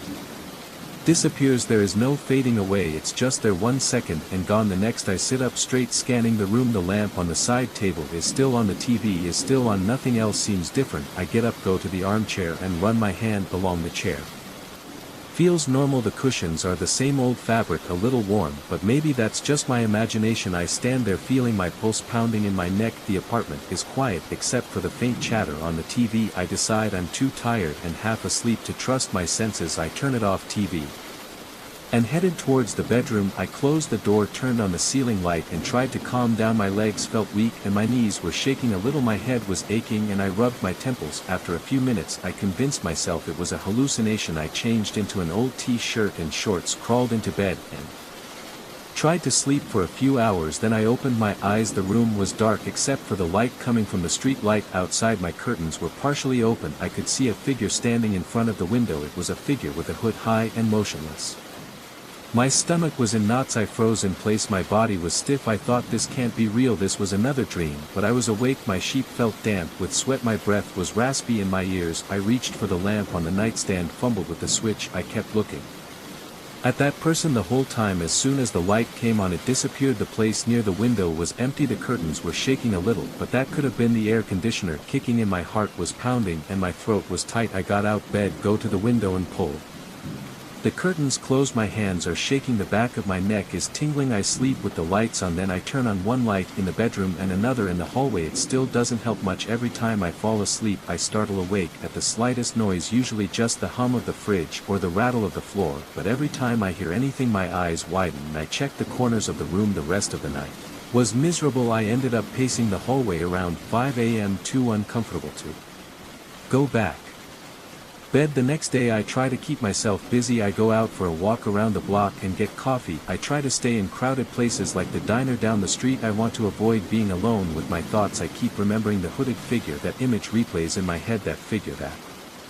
the silence. I even feel it in my body as a lingering shiver in my hands and shoulders. In the evening I feeling exhausted and stressed. I debated whether I should go to a friend's house or rent a motel room, but I didn't want to run away from home. I got back to my apartment around 700, ordered pizza and forced myself to eat every bite. It was tasteless. I sat at the kitchen table, staring at the living room door, waiting for something to pop out. Nothing. I laid on the couch again, but this time I left every light on. The high fixtures in the living room, the standing light near the TV, the kitchen light and the hallway light, everything in my house bright and fake. The TV volume was low. I tried to watch a show, but I kept glancing around. There was a tension in the air as if the room was holding its breath. Around midnight I started nodding off again. My head jerked forward a few times. I tried to stay awake, but my eyelids were heavy, giving me a scenario just now. Flickering lights. I blame the building's old wiring. That's what you do when you're trying to convince yourself that a cheap one-bedroom in a run-down complex is actually a fresh start. 3 weeks after Sarah left, this was all I could afford and I wasn't about to do it. Let some electrical issues make me regret my decision. I sat on my old couch that Tuesday night staring at the TV as it flickered off and on. Every few minutes the overhead light followed the same pattern. The coffee maker in my kitchen clicked and words came to life even though I hadn't touched it since morning. I woke up and unplugged. My bare feet were slightly stuck to the floor. Lolium. The apartment was small enough that I could see every room from where I stood. Cramped living room with a single window, kitchen with peeling countertops and through the open door. Bedroom with bare mattress on the floor. I didn't bother buying a frame, but the bathroom door was still closed. I hate the way the mirror reflects the entire apartment behind me as I brush my teeth. The first night I just go to bed early. I pull the thin blanket up to my chin and listen for the usual sounds, the sound of the building settling down, the walls creaking, pipes being smashed, someone's TV blaring muffled through the ceiling, the usual things. Around 3 a.m. I wake up to footsteps in the hallway outside my apartment, heavy footsteps purposefully stopping right in front of my door. I hold my breath and wait for the footsteps to move away, and when they move my bedside lamp turns on by itself. I pull the cord out of the wall. The next day when I go to work I can't focus on my computer screen. My eyes keep closing and my coworker Jeff asks me if I'm sick. I just nod, easier explaining that I spent the rest of the night sitting in bed watching my phone, charging light blinking constantly even after I unplugged it. That night I checked the circuit breaker box in the hallway. All the switches seemed normal. I knocked on the neighbor's door to be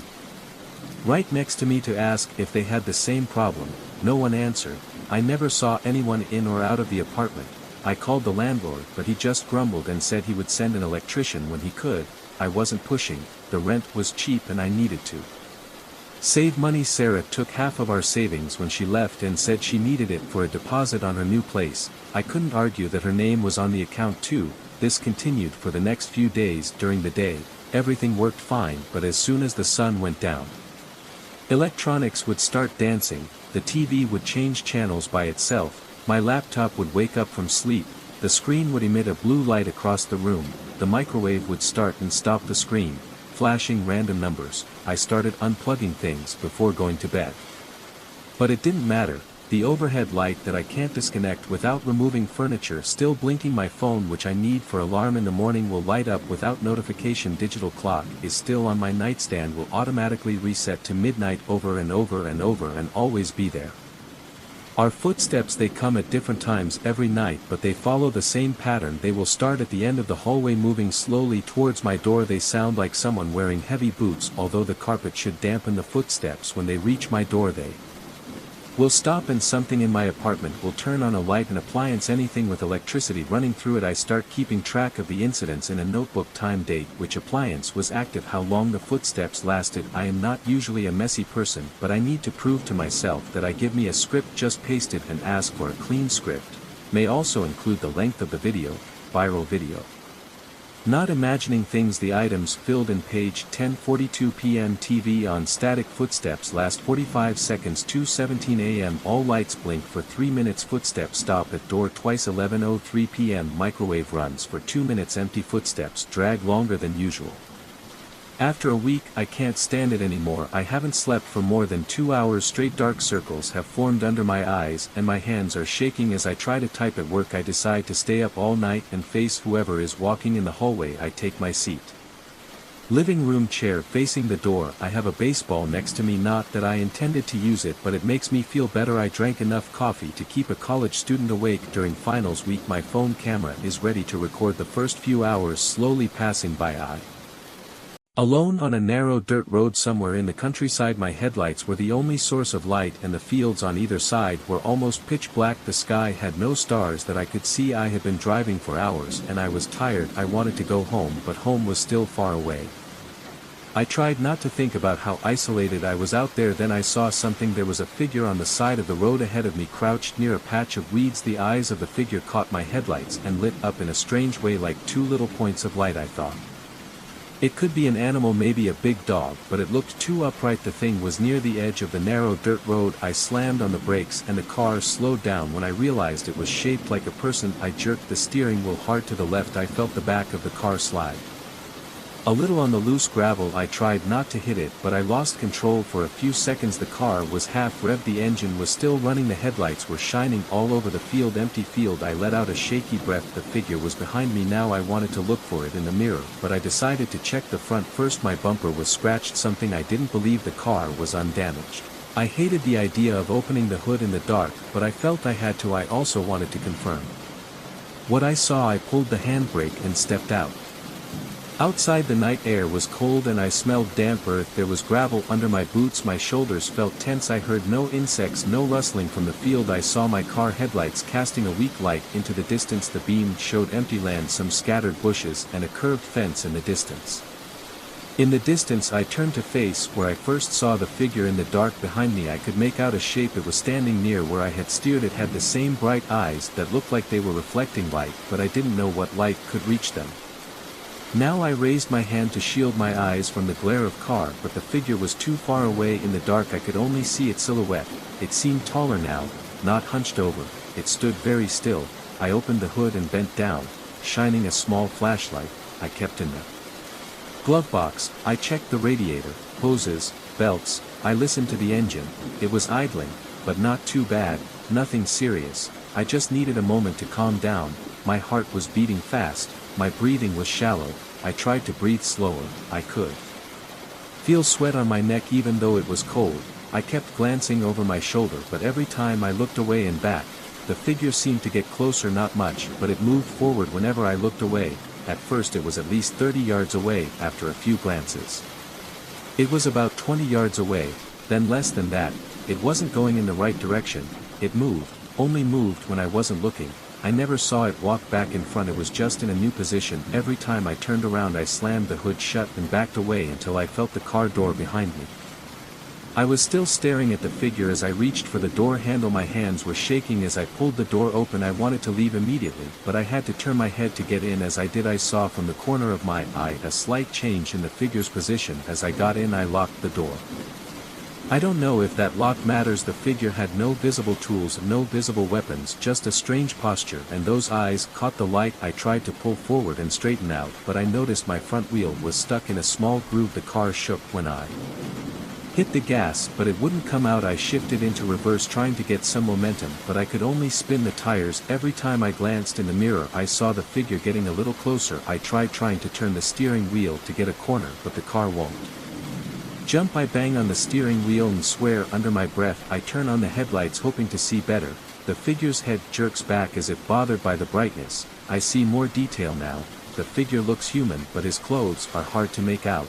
It looks like he's wearing something loose, The face is unclear but I can see pale skin where the eyes reflect the light, the eyes don't blink, the body is thin, the arms hang loosely, the figure's knees are slightly bent inwards, only about 10 yards away, his chest rises and falls as if he's gasping for air. I can't hear breathing but I see movement. I try to say, "Hey," I shout through the closed window, "what do you want?" No response. He doesn't make a sound. I think maybe he can't hear me.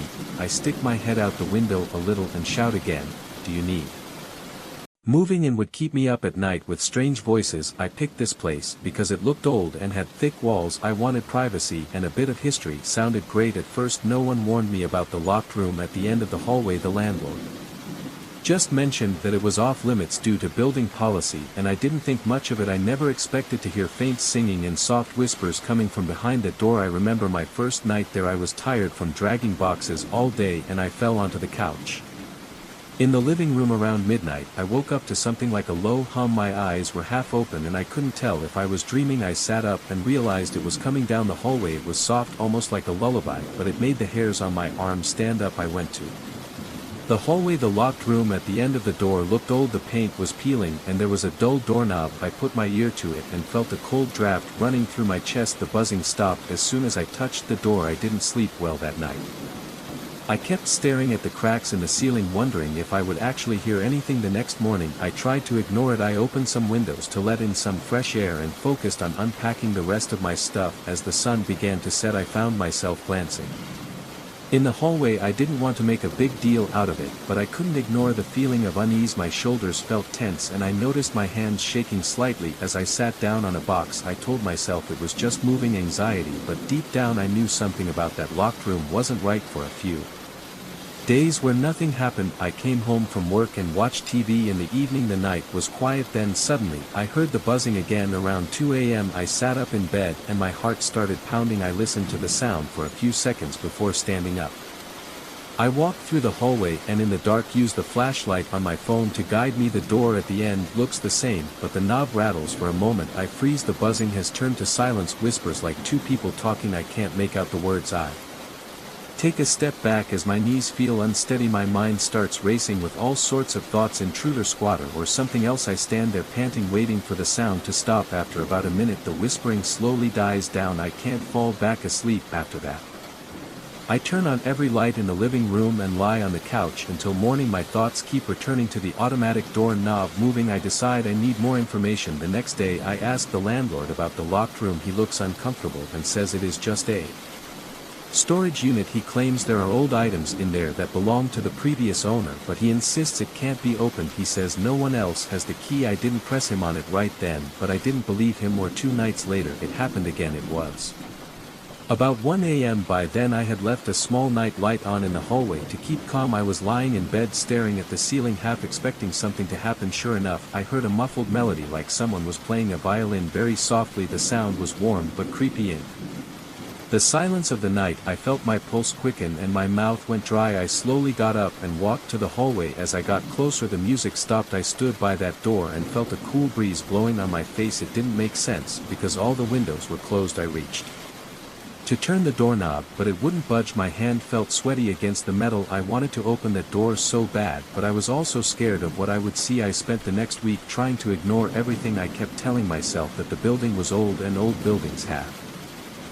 strange movements, but the sounds weren't random creaks or bumps. They had a voice and a tune. I considered getting a locksmith, but I was worried about breaking some rules or damaging the apartment. I also felt a strange sense of guilt about trying to break in, even though I was pretty sure the landlord was hiding something. Then one morning I woke up early and found a small envelope stuffed under my door. It had no name on it, and the yellowed paper inside was a single key that looked old with rust around the edges. I felt my stomach go KM.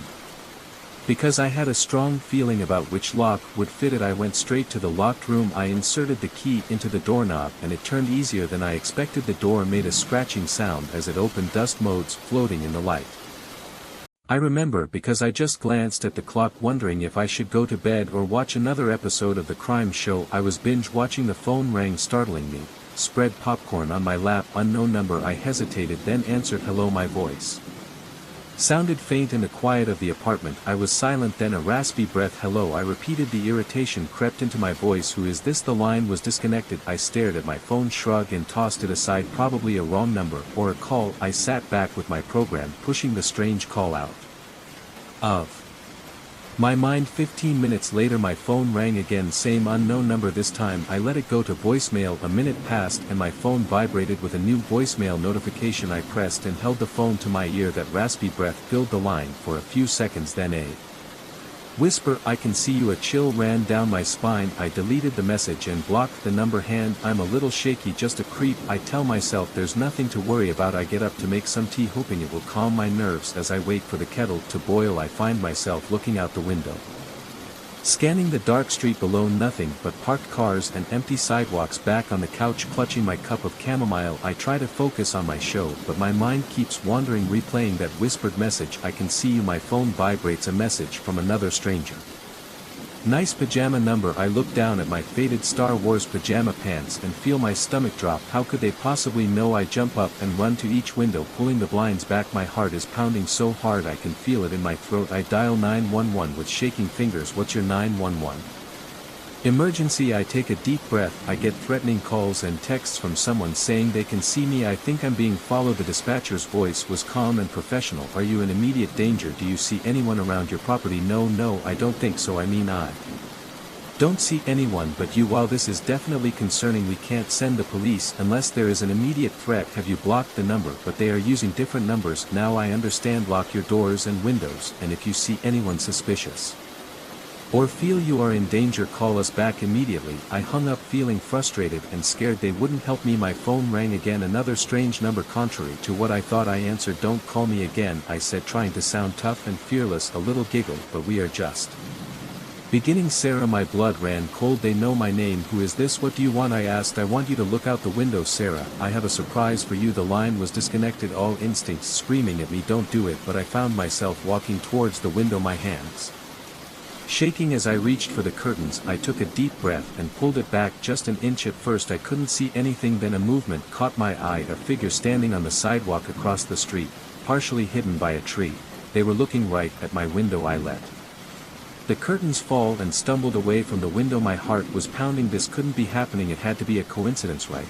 Just some random person standing on the street. My phone vibrated with a new text. "I told you I could see you." I panicked. I ran into my bedroom, slammed and locked the door behind me. I pushed the dresser open just to be sure. The wood scraped against the floor. Huddled in bed, I called 911 again. Someone was outside my apartment, I said. My voice was shaking. They had called and texted me, and now they already outside. "Please, I need help. We'll send a patrol car to check. Stay inside and lock the door." I hang up and wait, every muscle in my body tense. The minutes pass like hours. Every little sound makes me shiver.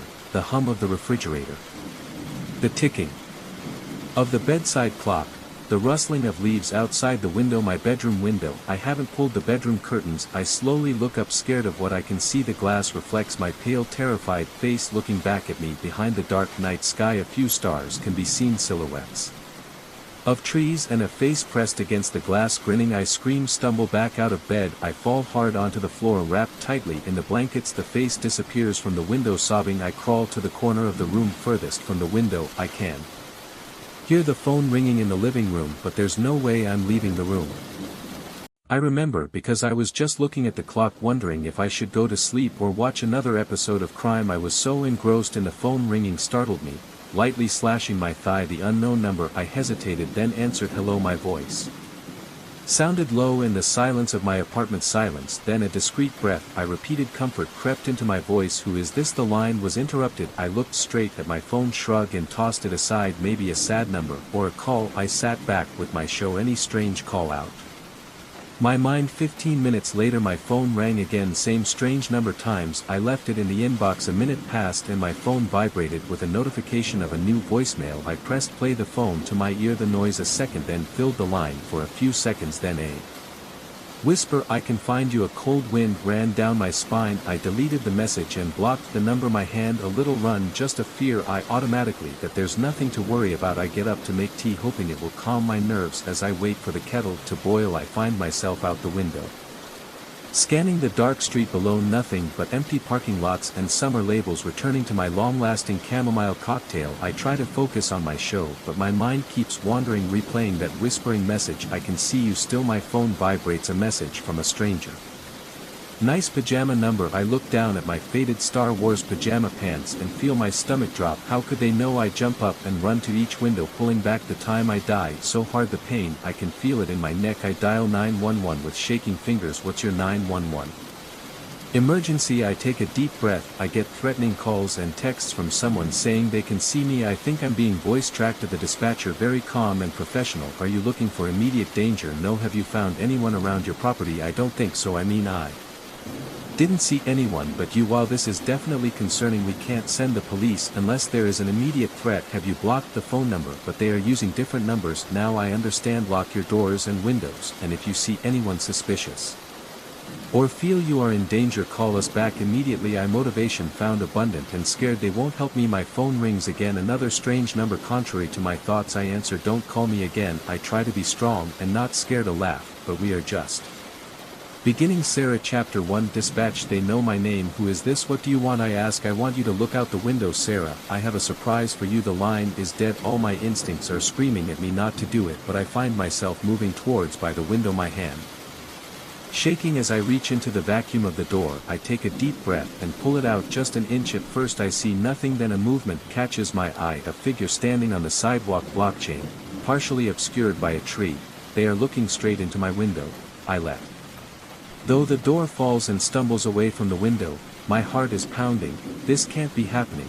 It has to be a coincidence, right? Just some random person existing on the street. My phone vibrates with a new text. I told you I could see you. I'm scared. I run to my bedroom, packing lightly and locking it behind me. I give the closet a go first just to be sure. The wood scrapes hard against the floor. Huddled in bed, I call 911 again. There's someone outside my apartment, I say, running softly.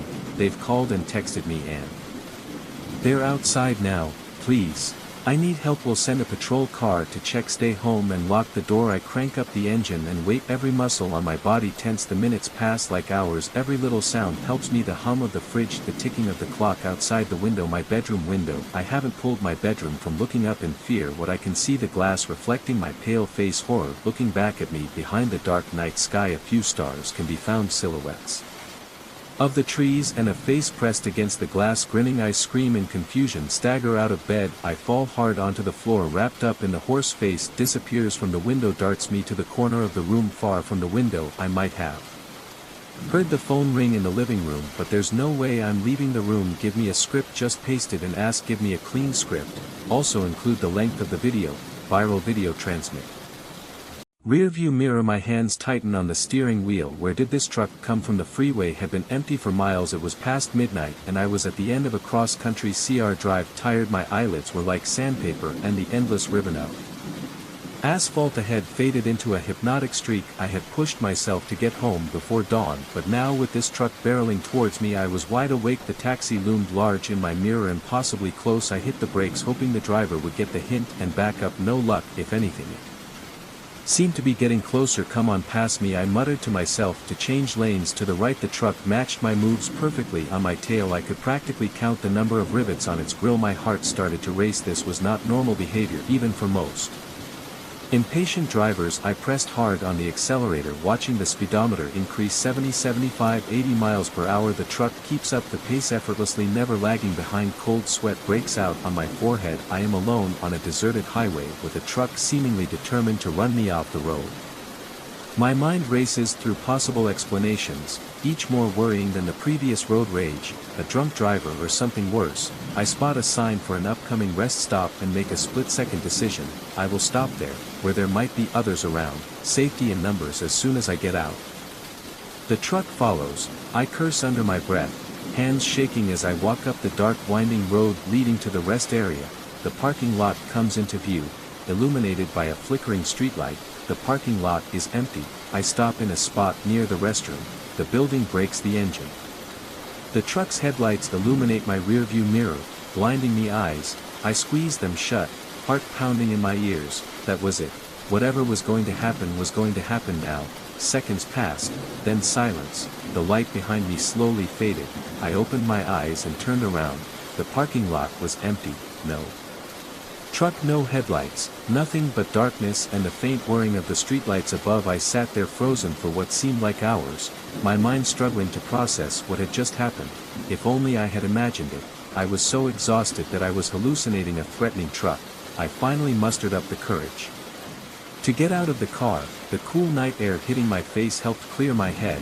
I walked around the parking lot, half expecting the truck to reappear at any moment, but there was no sign that it had ever been there. As the adrenaline began to wear off, fatigue set in again.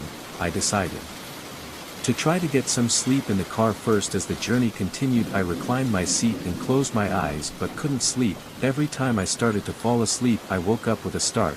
Sure, I heard the rumble of the engine. The sky was just starting to lighten when I gave up on sleep. I needed coffee if I was going to make it the rest of the way home. I started the car and pulled out of the rest stop, constantly checking the mirrors for any sign of the truck. The freeway was still eerily empty. As I merged, it made me nervous, and every vehicle I saw in the distance made my heart rate spike, but none of them were the truck that had chased me. For about an hour later, I spotted a 24-hour diner just off the freeway. The parking lot was only half full, a welcome sight after the emptiness of the night. I stopped, desperate for caffeine and people. Contact. The bell on the door jingled as I entered. A few heads turned to look at me, then went back to their conversations or plates of food. I slid into a booth near the window, still able to keep an eye on her car on the highway behind. A waitress approaching, pot of coffee in hand. Rough night, she asked, looking at my sloppy appearance. As she filled my cup, I nodded, wrapping my hands around the warm cup. You could tell there was a little fear on the highway. She raised an eyebrow. Oh, what happened? I hesitated, suddenly feeling silly. How could I explain what I had been through without sounding crazy? There was a truck. I started it, following me for miles, riding on my bumper. As I pulled up at a rest stop, it just disappeared. The waitress's expression changed, a flash of recognition in her eyes, glanced around, then leaned in closer. She wasn't the first to come here with such a story, she said in a soft voice. My blood ran cold. What do you mean? She sighed, sliding into the seat across from Ross. For me, over the past few months we've had a handful of drivers stop here, all bad. Hello everyone. I am the storyteller, and I am here to help you today. Before we get started, hit the like button and subscribe to the channel now. Let's get started and relax. The first time the car passed me, I barely noticed. The second time, I felt a little nervous. The fifth time, my heart was pounding so hard I could barely hear my own gasps. As I sat there in my beat-up old car on that pitch-black stretch of highway, I realized with growing horror that I was not only trapped, I was being hunted. My name is Alex, and until that night, I have never given much thought to how vulnerable we all are out there on the open road.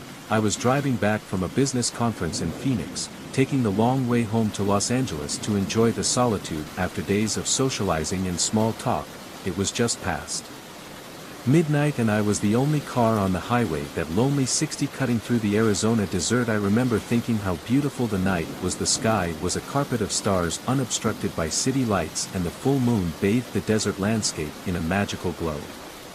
The radio was playing an old Eagles song, and I tapped my fingers on the steering wheel, feeling more relaxed than I had been in months. That's when my car started to lurch. At first I thought I had hit a bump, but then the engine coughed up. Lights on my dashboard started flashing and I felt the car lose power. I managed to pull over to the side of the road before it died completely. The sudden silence was almost deafening after the noise of the engine and radio. No, no, no, I muttered, turning the key in the ignition. Nothing, not even a click. I pulled out my phone, knowing what I was going to see. No signal, of course. For a while I just sat there trying to decide what to do. I had some water and snacks in the car, but no flashlight, no flares. I know there is a town about 30 miles away, but in this dark, walking seems like a bad idea. My best option is to wait for another car to pass and hope they stop to help. That's when I see headlights in my rearview mirror. Relief fills me as I see the car approaching. I turn on my hazard lights and get out of the car. Wave to get their attention, but the car doesn't slow down. It speeds past me, kicking up a cloud of dust that makes me cough as it disappears into the darkness ahead. I catch a glimpse of a black sedan. Its tail lights fade into the night. Thankful there's nothing, I grumbled. Getting back in the car, I try the engine again, more out of hope than expectation. Still nothing as I lean back in the seat, trying to figure out my next move. At first I saw the headlights in my mirror again, I thought it was another car, but as I got closer I realized it was the black sedan that had passed me before turning around. My heart was pounding. Maybe they had noticed I was in trouble and turned to help, but again the car sped past without slowing down. This time though I could have sworn it had slowed down. Just a little as it passed me, a sense of unease began to spread through me. Twice it could have been a coincidence, but it felt wrong somehow. I suddenly locked the doors, very aware of how exposed I was here. The desert that had seemed so beautiful before now seemed vast and terrifying. Every shadow looked as if it was hiding something or someone. 10 minutes past 15 minutes I was starting to think I was overreacting when I saw those headlights again. The same car turned around to pass a third time. This time there was no doubt about it. It had slowed down considerably as it got close enough. I could make out the silhouette of a lone driver in the car, but before I could see clear, it sped up again and disappeared into the night. My palms were sweating, my heart was pounding now. This was not normal behavior. No one drove past on the deserted highway in the middle of the night unless they were looking for something or someone. I tried my phone again, but still no signal.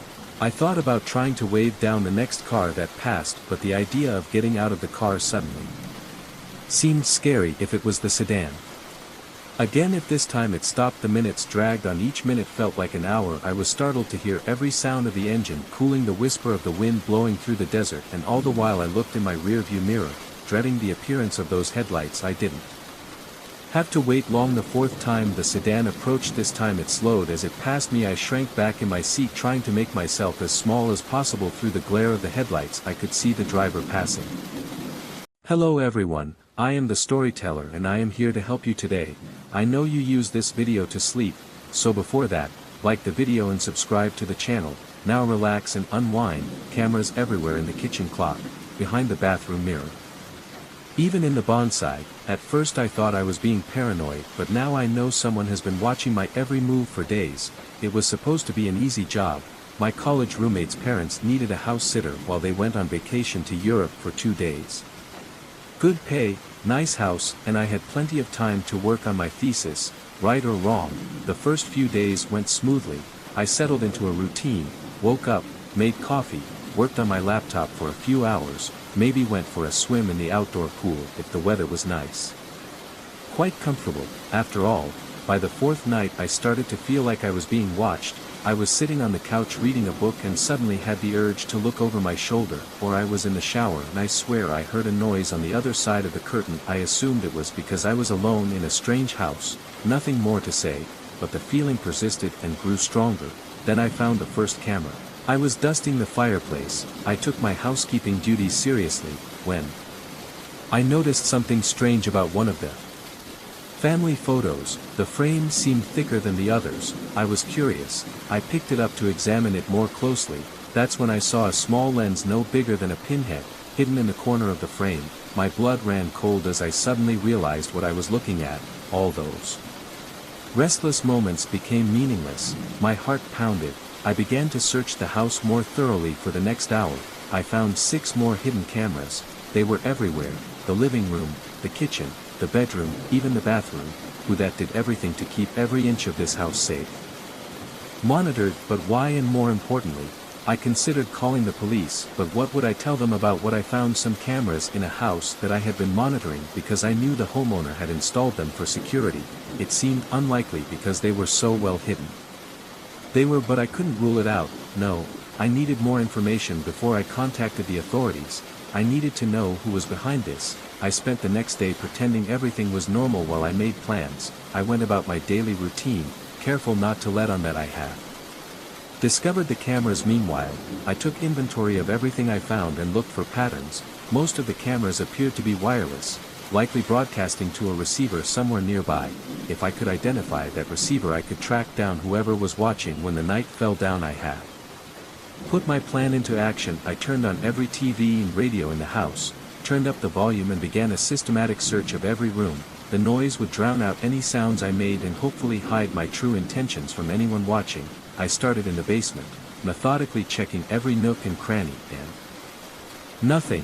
The first floor yielded the same results. When I reached the second floor, I began to lose hope. That was when I noticed the loft entrance panel on the ceiling of the hallway. It was a bit like a jar, hardly noticeable unless you were looking for it. Bingo! Heart pounding. I pulled down The stepladder as quietly as I could. Each old wooden branch sent a jolt of adrenaline into me. What would I find there? More important, was there anyone waiting? I slowly climbed up, my senses on high alert. The loft was dark and musty and filled with the usual boxes and old furniture, but in the far corner I saw a faint green light creeping forward. I found what I was looking for, a laptop connected to a bunch of small screens, each showing a different room in the house. I looked at myself on one of them, standing in the attic lit by eerie electronic lights. I found the surveillance hub. Now I just need to find out who it belongs to. The laptop is password protected. Of course I am not a hacker, but I know enough to check the browser history. Most of it has been deleted, but there are still a few entries. My blood runs cold because I read them. Many searches for my name on social media, college records. Whoever is behind this is not just watching the house, they are watching me specifically. I heard a car door slamming outside. I panicked. I ran to the attic window and looked out. A dark figure was approaching the house. I was out now. I climbed down the attic ladder, not caring about the noise I made. My only thought was escape. I ran to my room to get my phone and wallet. Hello everyone, I am the storyteller and I am here to help you today. I know you use this video to sleep, so before that, like the video and subscribe to the channel now. Feel free and relax. The headlights in my rearview mirror have been there for hours, a constant presence on the deserted highway. At first, I thought nothing of it, but as the sun dipped below the horizon and the shadows lengthened across the barren landscape, a chill ran down my spine. The truck was getting closer. I have always dreamed of taking a solo road trip across the country, the open road. Freedom, adventure, all calling to me. So when I finally had time off work, I loaded my old Honda Civic into the car and hit the highway. The first few days, everything went as I imagined. I sang along to the radio, stopped at quirky roadside attractions and watched the beautiful sunset painting the sky. But now it is the third day. Something was wrong. I had been driving through the desert for hours, the monotonous landscape broken only by the occasional cactus or weathered rock. The solitude that had felt so liberating before now seemed oppressive. I glanced at the rearview mirror. The truck was still there, a dark silhouette against the fading light, appearing behind me shortly after I stopped for gas in a small town about 100 miles away. At first I barely noticed how many people were on these roads, I told myself, but as the miles ticked by and no other cars passed us, anxiety began to gnaw at my gut. I pressed my foot harder on the gas pedal, watching the speedometer go up 70, 75, 80 miles per hour. The truck caught up to my speed easily, neither accelerating nor slowing down. My palms began to sweat and I gripped the steering wheel tighter. You are being paranoid, I muttered to myself, trying to dispel the feeling. The fear is building. Just having someone on the road with you, that's all. But even as I say those words, I know I don't believe them. There is something intentional in the way the truck maintains its distance. Something predator. I spot a sign for an upcoming rest stop and make a split-second decision. Maybe I can lose them there. I turn on my signal and pull out of the rest stop. My heart is pounding as I look in the rear-view mirror. The truck follows. The rest stop is just more than a parking lot. There is a small building that houses a restroom and a vending machine. A few tractor trailers parked in the far corner. Their drivers are probably asleep. I pull up in a spot near the building. In the glare of the flashing street lights, the truck clatters into the parking lot behind me. Around before parking a few spaces away, I sit frozen in the seat. The engine starts when I see the driver's door open. In the rear-view mirror a man steps out, tall and broad-shouldered. In the dim light I can't see his face clearly, but I can feel him looking at me. He stands there for a moment, then starts walking towards my car. Panic builds inside me. I put the car in reverse and pull out of the parking space. Tires screech in the rearview mirror. I see the man rush and run back to his truck. I pull out of the rest stop and onto the highway. My breathing quickens. The truck engine roars behind me. Headlights blare as it gives chase. Oh my God, I'm shouting, pushing my little Civic as fast as I can. The needle on the speedometer ticks past 90, then 100. The truck keeps going and gets bigger. In my mirror my mind is racing. What does this person want? Why are they following me? I fumble for my phone with one hand, holding the steering wheel. No signal. Of course I'm in the middle of nowhere. The truck is getting closer now. The grille fills my rearview mirror. I can see the driver now, a dark shadow behind my windshield. Vibrates as we pass at 110 miles per hour. Suddenly the truck veers into the left lane. My breath catches in my throat as it stops beside me. I risk a glance and immediately wish I wasn't the driver staring at me. A twisted smile is visible even in the dark. He accelerates and swerves towards me. I jerk the wheel, almost running off the road as I dodge the much larger vehicle. Heart pounding, I search desperately For an escape route ahead I spot a turn. Without thinking I jerk the wheel to the right. My tires screech in protest as I hurtle down the escape ramp, almost hitting the guardrail. The new narrower road winds through the rocky hills. I take the turn as fast as I can, praying I won't lose control. In the rearview mirror I see the truck's headlights swerving as it turns too fast, giving me precious seconds. I push the car to GI. Hello everyone, I am the storyteller and I am here to help you today. I know you use this video to sleep, so before that, like the video and subscribe to the channel now. Get comfortable and relax. At first I thought the scratching sound was coming from right above the bed.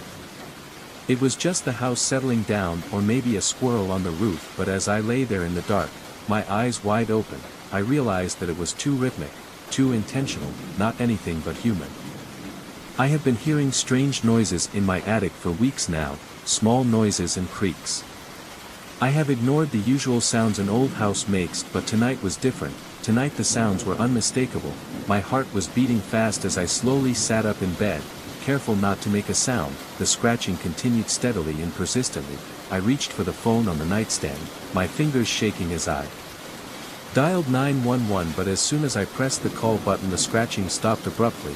I held my breath, the phone pressed to my ear, waiting for the operator to pick up. The silence in the house was deafening as I heard a voice on the other end of the line. A loud noise came from the attic, followed by heavy, quick footsteps. 911, what is your emergency? I whispered urgently into the phone. There is someone in my attic, please hurry. I gave them my address and hung up. My whole body was shaking. The footsteps above had stopped, but I could hear faint rustling. Whoever was up there was still moving around. I slid out of bed. My bare feet were silent on the cold hardwood floor. I needed to get out of the house, but the stairs to the first floor were right below the attic entrance. If I tried to leave I would be right in the intruder's path.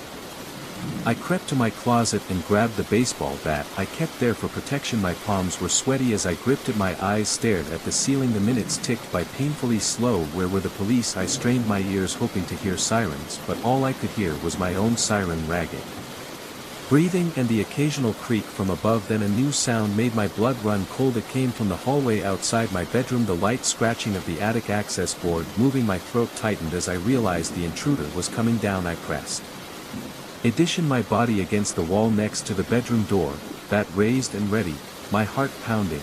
I was sure it would betray me. The hallway floor creaked under the weight of slow, careful footsteps. They stopped just outside my door. I held my breath. Every muscle in my body tensed. The door knob turned slowly and the door began to open. In the dim light from the window I saw a shadow fall to the floor as the figure entered the room. I swung the bat with all my might. A sickening noise and a cry of pain. The intruder staggered back and I had a chance to run. I dashed past them, down the stairs and out the front door, into the cool night air.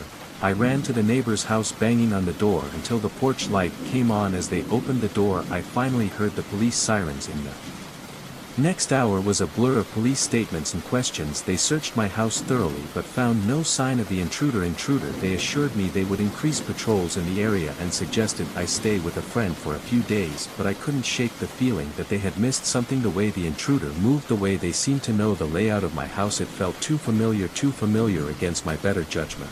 I decided to stay. I couldn't explain it, but I needed to know what was going on in my own house. The next day I called a locksmith and changed every lock in the house. I installed a security system with cameras monitoring every entrance, but even with these precautions I still couldn't relax. Every little sound startled me and I found myself constantly checking the loft entrance panel. A week went by without incident, but my restlessness grew. I couldn't shake the feeling that I was being watched even when I was alone.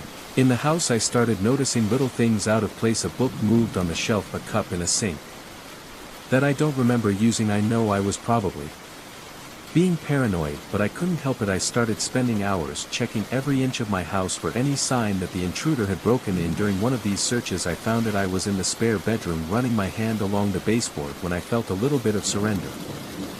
Wanted peace. I didn't care about its age or the fact that it stood alone at the top of a barren hill. I just wanted a place where no one would bother me. I was working on a research book about strange phenomena and I figured this location would help me focus. It was far from any city and the nearest neighbor was miles away. I liked that it seemed like a simple plan: move and do my work and enjoy the quiet that was before I realized the house had its own agenda. I arrived during the late afternoon. The sky was dim and the wind whipped around me the moment I opened my car door. The driveway was just a patch of rough dirt leading up to the front entrance. The house looked bigger than I expected. Its paint was peeling in several spots and some of the windows seemed patched up with boards. I saw cracks in the foundation and a slanted porch railing. I felt uneasy, but I brushed it off. I told myself it was just an old place in need of repairs. I walked to the door and fiddled with the key. The lock creaked and I turned it, but it opened on the first try. Inside, the floors were wooden and uneven. Dust floated around in the weak light coming through the windows. The air smelled stale, like the place had been shut for a long time. There were a couple of rooms near the entryway. One looked like a living room and the other was a cramped dining room with a small chandelier. I dropped my bags near a stairwell that led to the second floor. My plan was to explore and figure out how I'd set up my workspace. I had a laptop, some notes, and boxes of research materials. I also had a few personal items, but nothing fancy. The first odd thing happened that evening. I was unpacking in the living room. The power was on, but the lights flickered every now and then. I assumed it was old wiring. As I was organizing some books on a makeshift shelf, I heard a faint whisper. At first I thought it was just the wind outside, then I realized it was coming from the wall behind me. It didn't sound threatening, it was more like a breathy murmur that made the hair on my arms stand up. I listening for a few seconds, but I couldn't understand any words. I decided to ignore it. I was tired and didn't want to freak myself out on the first night. I set up a small desk in one of the upstairs rooms. The second floor had a long hallway with several doors. Most of they led to empty bedrooms. One of them had a broken bed frame and a few old chairs stacked in a corner. Another was completely bare except for a stained rug in the center of the room. I picked was at the end of the hall. It had a large window facing the hill slope. I liked the view, even though it was mostly dry grass and rocks. The desk fit under the window and I placed my laptop there. I planned to start writing the next day. That night I tried to sleep, but the whispers returned. This time they seemed to move from wall to wall. I heard them in the ceiling for a moment, then near the door. Occasionally I caught a word or two, but it was always too faint to be sure. I felt a chill in my chest, like my heart was pumping cold blood. My hands got clammy and I pulled the blanket up to my neck. I kept looking around the dark room, waiting for something to pop out. Nothing did. I only saw the faint shape of the furniture whenever lightning flickered outside. It was raining lightly and each flash of lightning lit the room for a split second. At some point I fell asleep from exhaustion. The next morning I woke up feeling shaky. I made some coffee in the old kitchen, though the appliances were in bad shape. The stove barely worked and the fridge rattled. When I opened it I sipped my coffee near the window, watching the drizzle outside. I tried to shake off the unsettling feeling from the night before. I told myself it was just nerves and my imagination playing tricks on me. After I finished breakfast I decided to look around the house more thoroughly. I opened closets and peered into dusty corners. I wanted to see the condition of the place, figure out if I'd need repairs, and maybe find some hidden storage spaces that old houses sometimes have. That's when I found the first hidden corridor in a room on the first floor behind a large cabinet. There was a slight gap in the wall. The cabinet was too heavy for me to move alone, so I nudged it a bit to see if it was stuck to the wall. It shifts more easily than I expected, revealing a narrow opening about 2 feet wide and maybe 6 feet high. It led into darkness. The air seeping from inside smelled damp and stale. I shone a flashlight into it and saw a hallway that extended to the left. 05:14 Wanted peace. I didn't care about its age or the fact that it stood alone on a barren hilltop. I just wanted a place where no one would bother me. I was doing a research book on paranormal phenomena and I thought this place would help me concentrate. It was far from any. The nearest city and neighbor were miles away. I wanted peace. I didn't care about its age or the fact that it stood alone at the top of a barren hill. I just wanted a place where no one would bother me. I was working on a research book about strange phenomena and I figured this location would help me focus. It was far from any city and the nearest neighbor was miles away. I liked that it seemed like a simple plan: move and do my work and enjoy the quiet that was before I realized the house had its own agenda. I arrived during the late afternoon. The sky was dim and the wind whipped around me the moment I opened my car door. The driveway was just a patch of rough dirt leading up to the front entrance. The house looked bigger than I expected. Its paint was peeling in several spots and some of the windows seemed patched up with boards. I saw cracks in the foundation and a slanted porch railing. I felt uneasy, but I brushed it off. I told myself it was just an old place in need of repairs. I walked to the door and fiddled with the key. The lock creaked and I turned it, but it opened on the first try. Inside, the floors were wooden and uneven. Dust floated around in the weak light coming through the windows. The air smelled stale, like the place had been shut for a long time. There were a couple of rooms near the entryway. One looked like a living room and the other was a cramped dining room with a small chandelier. I dropped my bags near a stairwell that led to the second floor. My plan was to explore and figure out how I'd set up my workspace. I had a laptop, some notes, and boxes of research materials. I also had a few personal items, but nothing fancy. The first odd thing happened that evening. I was unpacking in the living room. The power was on, but the lights flickered every now and then. I assumed it was old wiring. As I was organizing some books on a makeshift shelf, I heard a faint whisper. At first I thought it was just the wind outside, then I realized it was coming from the wall behind me. It didn't sound threatening, it was more like a breathy murmur that made the hair on my arms stand up. I listening for a few seconds, but I couldn't understand any words. I decided to ignore it. I was tired and didn't want to freak myself out on the first night. I set up a small desk in one of the upstairs rooms. The second floor had a long hallway with several doors. Most of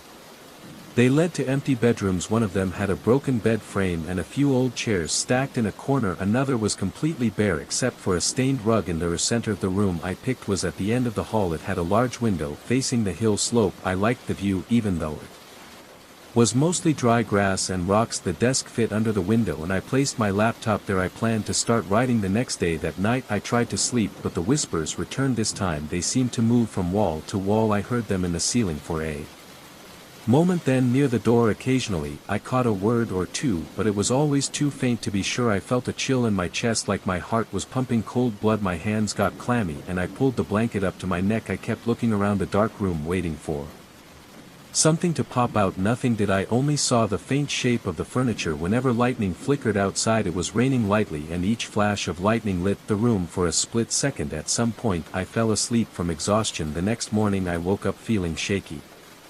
I made some coffee in the old kitchen, though the appliances were in bad shape. The stove barely worked and the fridge rattled. When I opened it I sipped my coffee near the window watching the drizzle outside. I tried to shake off the unsettling feeling from the night before. I told myself it was just nerves and my imagination playing tricks on me. After I finished breakfast I decided to look around the house more thoroughly. I opened closets and peered into dusty corners. I wanted to see the condition of the place, figure out if I'd need repairs, and maybe find some hidden storage spaces that old houses sometimes have. That's when I found the first hidden corridor in a room on the first floor behind a large cabinet. There was a slight gap in the wall. The cabinet was too heavy for me to move alone, so I nudged it a bit to see if it was stuck to the wall. It shifts more easily than I expected, revealing a narrow opening about 2 feet wide and maybe 6 feet high. It led into darkness. The air seeping from inside smelled damp and stale. I shone a flashlight into it and saw a hallway that extended to the left.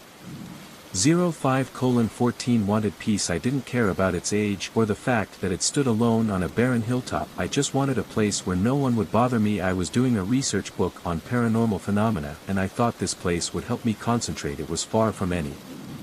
The nearest city and neighbor were miles away. I liked it. Looked quiet as I first drove onto the gravel drive.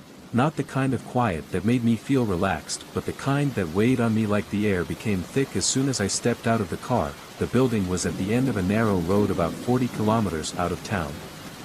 I chose this place for the peace and solitude. I had a big project that needed my full attention and I wanted to get away from my usual surroundings. The small inn with old wooden panels outside and an old sign that creaked when the wind blew. At first glance it seemed cozy enough. I expected quiet nights and plenty of time to work, but I got something completely different. I remember dragging my suitcase inside and smelling something like damp wood in the lobby. The place had a rustic feel. The walls were covered with old photos from different periods of its history. Some showed fresh paint, others had scaffolding in the background and a photo of another owner standing in front of a newly built wing. The current owner is a tall, thin man with tired eyes who greets me at the reception. He asks for my details and gives me a room key and says the building has been through many renovations and many owners. He laughs as if it is a small matter, but his eyes keep looking towards the hallway. I get the feeling he wants to leave something in the hallway. The musty smell is like dust, cloth and floor polish. My room is the second door on the left. The door creaks when I open it. The space is monotonous. a single bed, a small table, a chair and a narrow wardrobe. The walls are peeling paint and the floor creaks when I walk over to put my bag down. Everything is old but usable. The bathroom is cramped with a simple sink, a small shower and a toilet that looks like it has seen better days, but still enough for my needs. I sat on the edge of the bed, checked the mattress and felt the springs push back. The mattress was uncomfortable but I figured it would be fine for a few nights. I opened my suitcase and some notebooks. I planned to start working right away. The Wi-Fi signal was weak so I plugged in the Ethernet cable I brought with me. I sat down on the old wooden chair near the desk. My mind was focused on the data project. I had to analyze the charts I had to prepare. I tried not to think about the stench coming from the hallway or the faint sound of someone moving in the distance. After about an hour, my neck was starting to stiffen, so I decided to stretch my legs and check out the rest of the inn. I walked down the hallway and noticed the floor shaking beneath me. They made a deep groaning noise every time I walked. The walls had a few old landscape paintings and cheap frames. One of them was leaning slightly to the right, but I decided not to touch it. I found the kitchen at the end of the hallway after the lobby, where a young woman stood behind the counter. She was wearing a polo shirt and simple jeans. She smiled quickly and asked if I needed anything. I asked about dinner options and she said that the inn usually serves basic meals around 7. When I asked about the place history, she looked away as if she was trying to avoid the subject. I brushed it off and told her I would be back later. At dinner time I went back to the dining area. There were 3 small wooden tables with a few others. Guests were sitting eating, but no one wanted to talk. They bowed their heads, concentrating on their plates. The meal consisted of beans, rice and some grilled chicken. It tasted good, although the room seemed heavier than before. I could hear the wind blowing outside and the old sign swayed back and forth with a faint clanging sound. After I finished eating, I carried my plate to a small bin near the sink. As I walked back to my room, I felt the temperature drop. My arms got goosebumps. I told myself it was just the cold of the night. The COR hallway was dim and I could barely see the doors in front of me. Back in my room, I locked the door and get ready for bed. The lock clicks and I pull the door knob a few times to make sure. Then I hear a noise outside, like footsteps on wood. I stay quietly listening to the footsteps seem to stop near my door, then walk away. I rush over and look through the peephole. No one is there. My heart is pounding in my chest. I think maybe another guest has passed, or maybe the landlord. I try to ignore it. I set the alarm on my phone and climb into the spring bed. It creaks under my weight. That night I wake up to the sound of running water. It comes from the bathroom. I push myself up, rubbing my eyes and turning on the night light. I can hear the tap running. I get out of bed, across the cold floor and into the bathroom. The sink faucet is turned all the way on. Water is spilling around the drain, splashing on both sides of the sink. I stand there trying to remember if I left the tap on. I am sure I didn't give it a go. Boots were the only sound that broke the eerie silence of the woods. I always enjoyed solo camping trips, but something about this trip felt different. The trees seemed to loom closer, the branches stretched out like crooked fingers in the fading light. I shook the feeling off, assuming it was from too many hours alone with my thoughts. That was when I saw him. It was a beautiful evening for hiking. Right, the man's voice startled me. It seemed to come out of nowhere. He was tall and thin with a hardened face that spoke of years spent outdoors. His smile friendly, but there was something in his eyes that made my skin tingle. Yes, I replied, trying to keep my voice calm. I was just looking for a good spot to set up camp for the night. Well, you're in luck, he exclaimed. His enthusiasm was a little forced. I know a perfect clearing just ahead. Why don't I come? Your instincts tell me to be polite, decline and move on, but my face, the sun was setting fast and I was tired. Even though I had made the right decision, I nodded and followed him down the narrow trail. We walked. He chatted happily about the area, pointing out various plants and rocks. His knowledge was impressive and I found myself relaxing a little. Maybe I had misjudged him. So what brings you out here alone? He asked, glancing at me with that nasty smile. We just need to clear my head, I said. Keep my answers vague sometimes. The city is too loud, you know. He nodded sagely. Oh, I know exactly what you mean. That's why I never leave these woods. They have a way of keeping you. The way he said it sent a chill down my spine, but before I could think about it we came to a small clearing. Perfect for camping, with a flat area for my tent and a natural fire pit surrounded by rocks. It was great, thanks, I said, shrugging, taking off my backpack. I appreciated the help. Oh, that is my pleasure, he replied, not moving to leave. Actually, why don't I help you set up camp? It will be dark soon, and 4 hands are better than 2. I hesitated, not wanting to offend him, but also uncomfortable with the idea of him staying. Okay, I can manage. I'm sure you have your own camp to return to. He waved dismissively, meaninglessly. I was in no hurry. Besides, it wasn't Save for someone to be out here alone, you never know what kind of creature might be lurking in the dark. The emphasis he placed on a creature made my heart rate spike. I tried to smile and started to take down my tent, hoping that if I set up quickly he would leave while we worked. The stranger's behavior became increasingly strange. He asked personal questions, then abruptly changed the subject. When I avoided eye contact, he would dart into the woods around us as if he was watching something, and more than once I caught him staring at me with an intensity that made my skin crawl. Snail. The sun had set completely by the time we finished cleaning up. Now bathed in the silver moonlight, I stood back admiring my cozy abode when I felt a hand on my shoulder. I jumped up and turned to see the stranger just inches away from me. "Face, you did good," he said in a low and growly voice, but there was still work to be done before the night was over. I stepped back, heart pounding. "Thank you for your help, but I think I'm fine now. You should probably get back to your camp before it's too late." He cocked his head, reminding me uncomfortably of a predator assessing prey. "Oh, but I'm exactly where I need to be. You see this forest, they get hungry sometimes, and it's been a long time since we've had visitors." My blood ran cold as the implications of his words sank in. I glanced at my tent, calculating the possibility of reaching for my phone before he could stop me. As if reading my mind, he stepped between me and the tent. "Now let's not do anything rash. The night is long and we have much to discuss." I slowly back away, my mind racing to find a way out of this nightmare. "Look at me, don't want trouble. Why don't we go our separate ways?" He laughs, a cold sound echoing through the trees. "But trouble has found you, baby. The moment you stepped into this forest you became a part of them, and they don't let you go easily." I turn to run, but he's faster than I expect. His hand clamps down the wrist, pulling me back with surprising strength. I stumble and fall hard onto the forest floor. "Please," I gasp, trying to break free of his grip. "Let me go. I won't tell anyone about this, I swear." His eyes sparkle in the moonlight. Mad joy spreads across his face. "Oh, but this isn't easy." Hello everyone, I am the storyteller and I am here to help you today. I know you use this video to sleep, so before that please like the video and subscribe to the channel. Where are you from and what time are you watching now? Feel free and relax. I never should have agreed. Taking care of my aunt's house, the isolation, the creaking, the shadows seemed to move on their own. It all felt wrong from the moment I walked through the door, but it wasn't until the third night that I realized how dangerous I was. The day passed peacefully, filled with the mundane tasks of taking care of my aunt's spacious country house. While she was on holiday in Europe, I watered her precious orchids, fed her feisty cat, and spent hours curled up on the porch swing, lost in a book as the sun set below the tree stream. As darkness fell, I locked the door and walked to the living room. My footsteps echoed throughout the empty hallway. The house set all around me. Its old bones creaked and moaned in the cool night air. I had just fallen asleep when a sharp crack woke me.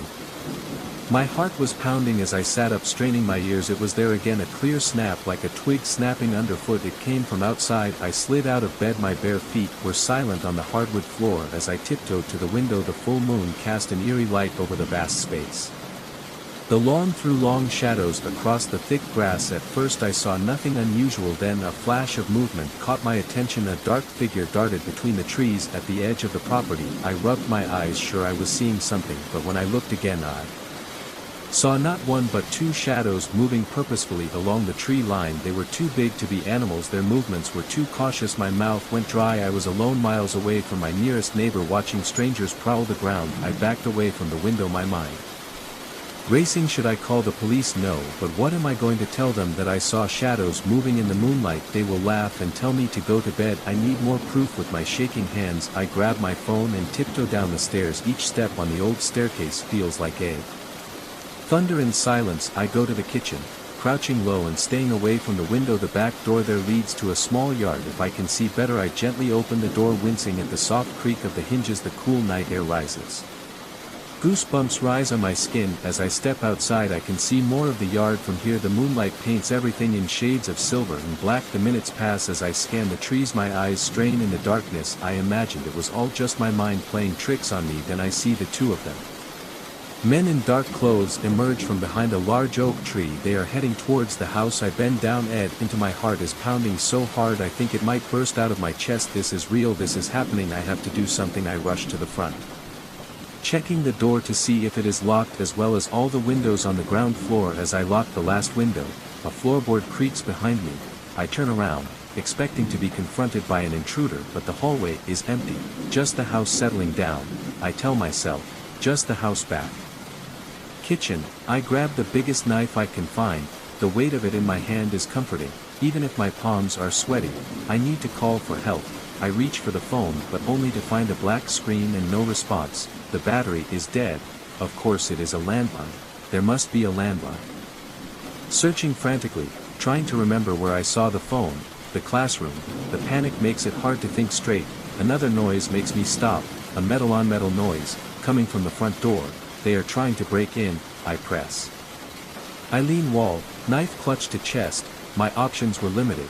I could try to run, but where the dense woods surrounding the house would only give them more hiding places to ambush me. I could fight, but against two men the odds were not in my favor. The scratching stopped, replaced by a hushed whisper. I couldn't make out the words, but the tone was clear. Frustration. The lock was still in place. I had to use this time, had to find a way to contact someone, and whoever it was moved very quietly. I went to my aunt's study there. The antique desk was an old rotary phone. I thought it was just for display, a strange relic from a bygone era. Now it was my lifeline. I picked it up, almost sobbing with relief when I heard the dial tone. My fingers were shaking as I dialed 911. 911, what is your emergency? The calm voice on the other end of the line.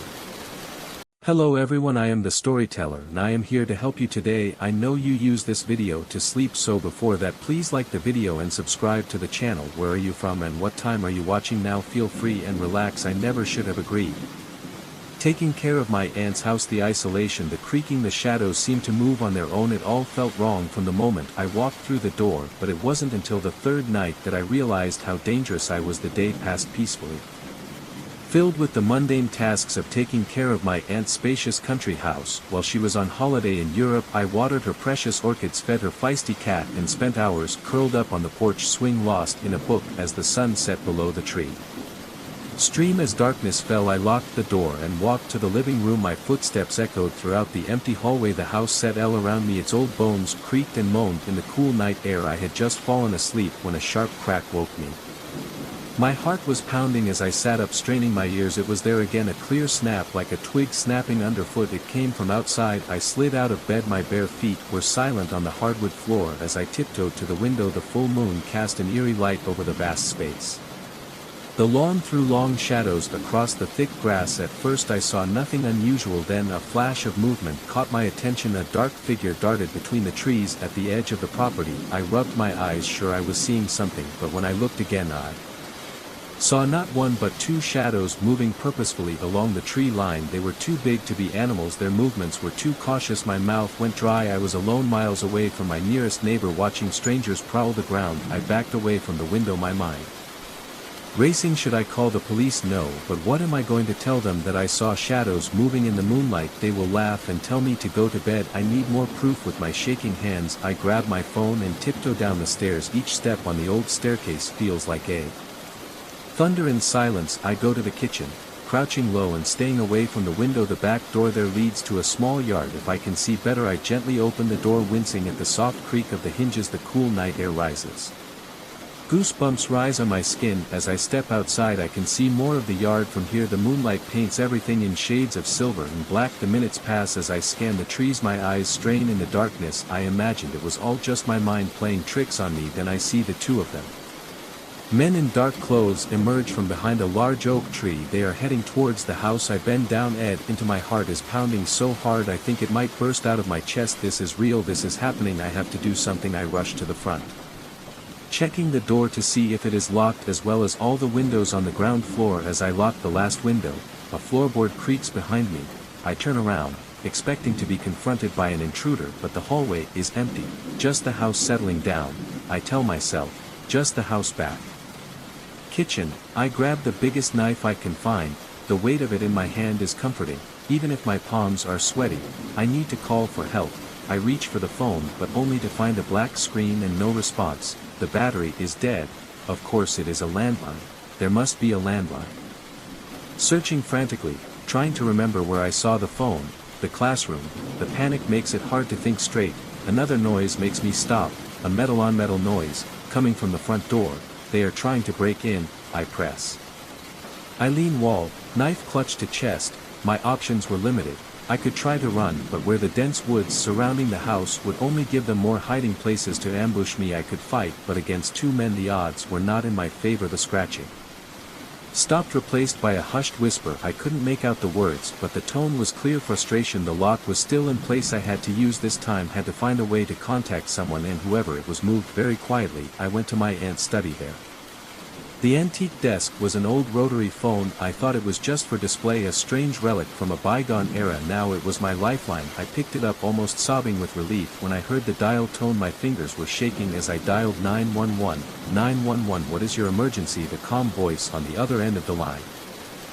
Hi everyone, I am the storyteller and I am here to help you today. I know you use this video to sleep, so before that please like the video and subscribe to the channel. Where are you from and what time are you watching? Now relax and unwind. I never thought I would be afraid of a man in a helmet, but here I am hunched over behind the curtains in my living room. My heart is pounding as I watch him circle my house like a vulture staring at its prey. It all started out like a normal Tuesday. I was working from home, burying my head in spreadsheets and conference calls, when a flash of yellow light caught my eye. Glancing out the window, I saw a man in a utility worker uniform standing on the sidewalk holding a clipboard. He seemed to be inspecting the houses on our street, taking notes as he walked. I didn't think much of it at first. Utility workers are a common sight in the neighborhood, always checking meters, trimming trees, stay away from the power lines. But as the day went on, I noticed he was still there, lingering longer than necessary. Mid-afternoon, my curiosity turned to restlessness. The man had been out there for hours. His attention was focused solely on my house. I watched him pace back and forth, scribbling furiously on his clipboard. Occasionally he stopped to stare at my window, as if trying to see inside. I double-checked the calendar on my fridge. No, I hadn't forgotten any maintenance schedules we hadn't reported.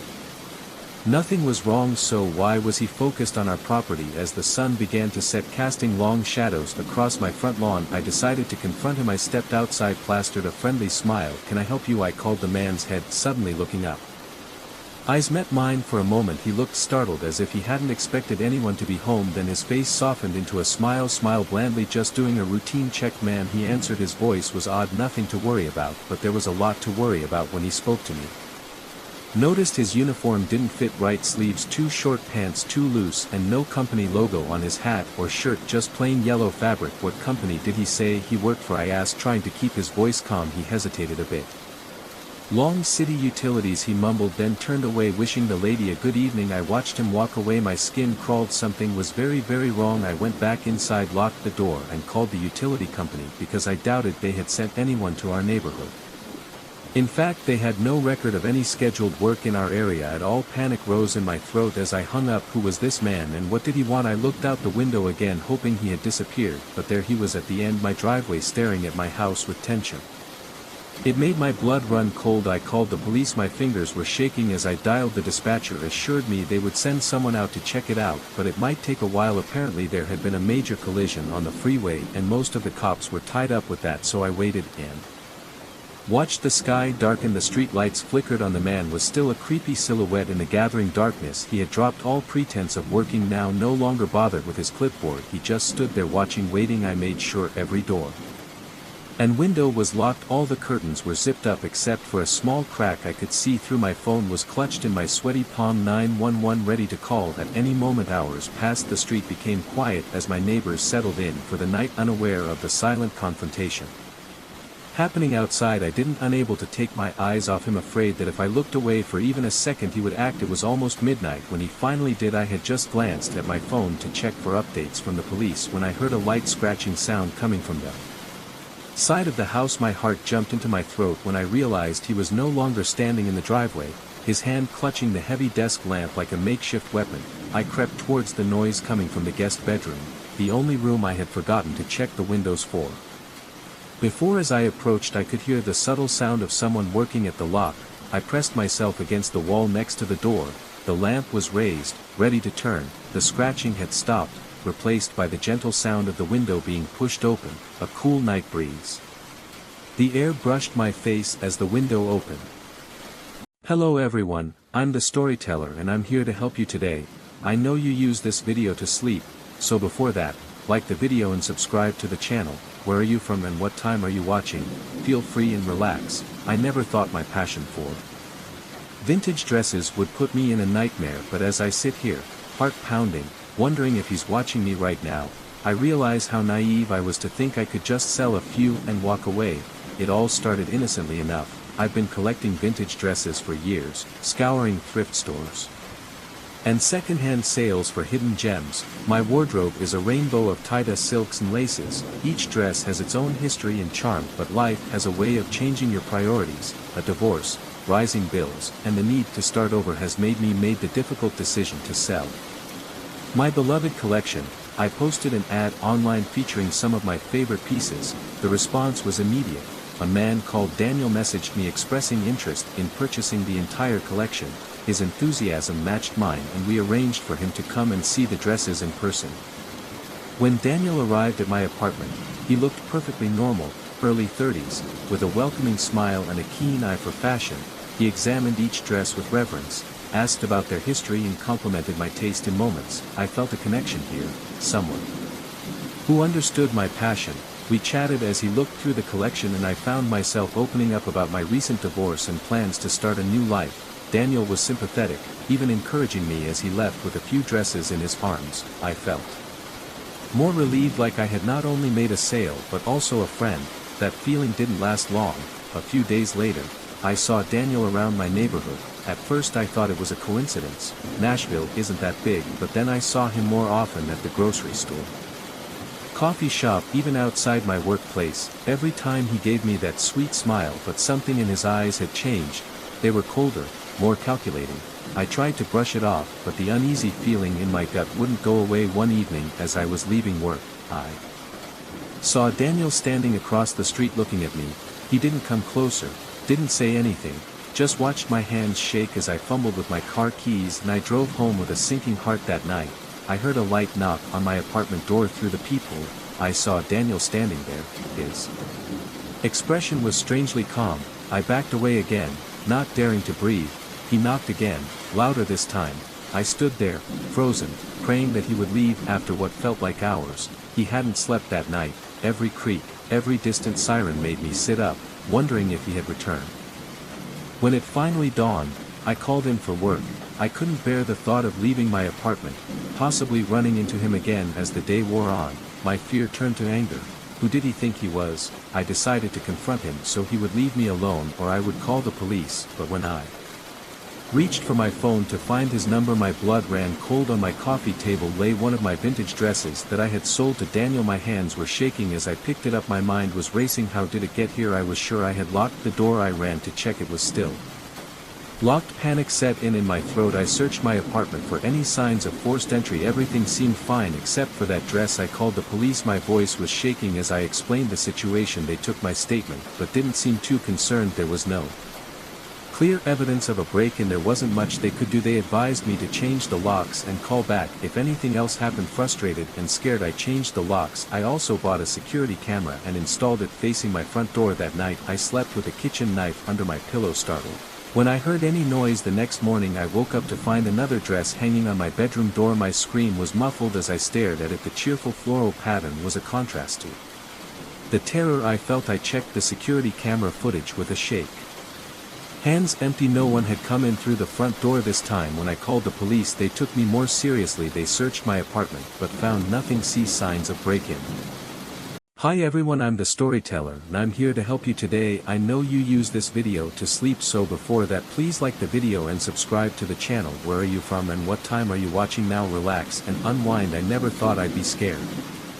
The house next door, but that was before he moved, and the first time I saw him I was watering the front lawn. The moving truck had just left, leaving a trail of dust and the faint smell of diesel. I watched him walk out of his new house, a tall figure against the fading evening sky.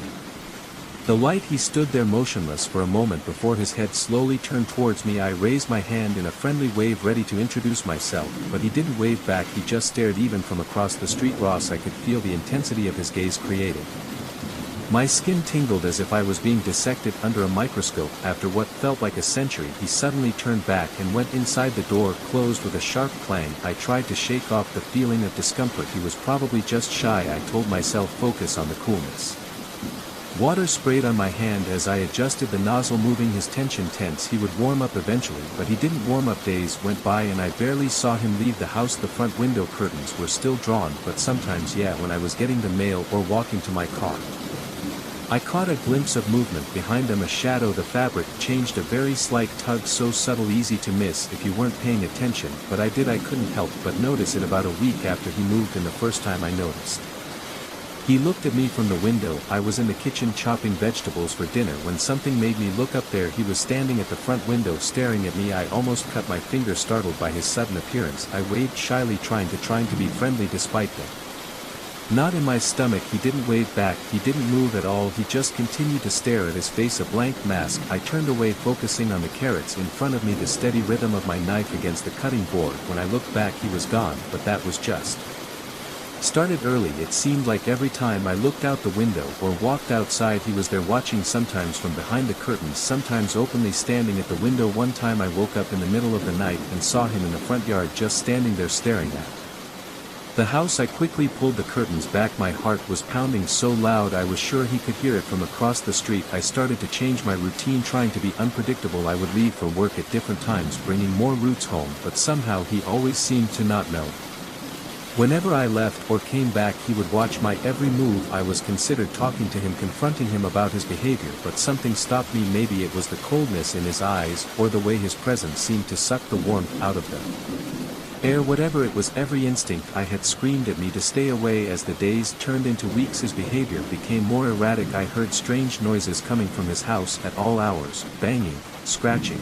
Sometimes it sounded like muffled screams, where before I could have sworn I heard a woman crying, but when I listened closer it suddenly stopped.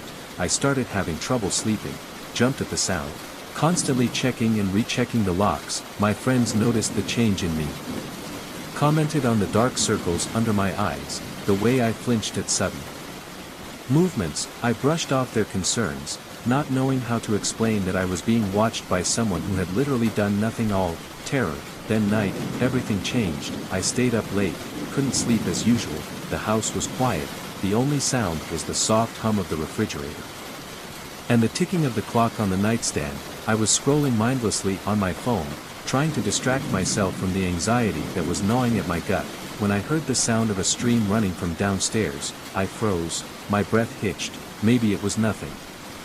The house was always noisy, right? But then I heard a louder noise. This time it was unmistakable. Someone was in my house. My hands were shaking as I reached for the phone, ready to call 911, but before I could dial the number my bedroom door slowly opened. I held my breath, every muscle in my body tensed, ready to spring into action. The door swung open, revealing nothing but dark hallway beyond. For a moment I thought I had imagined.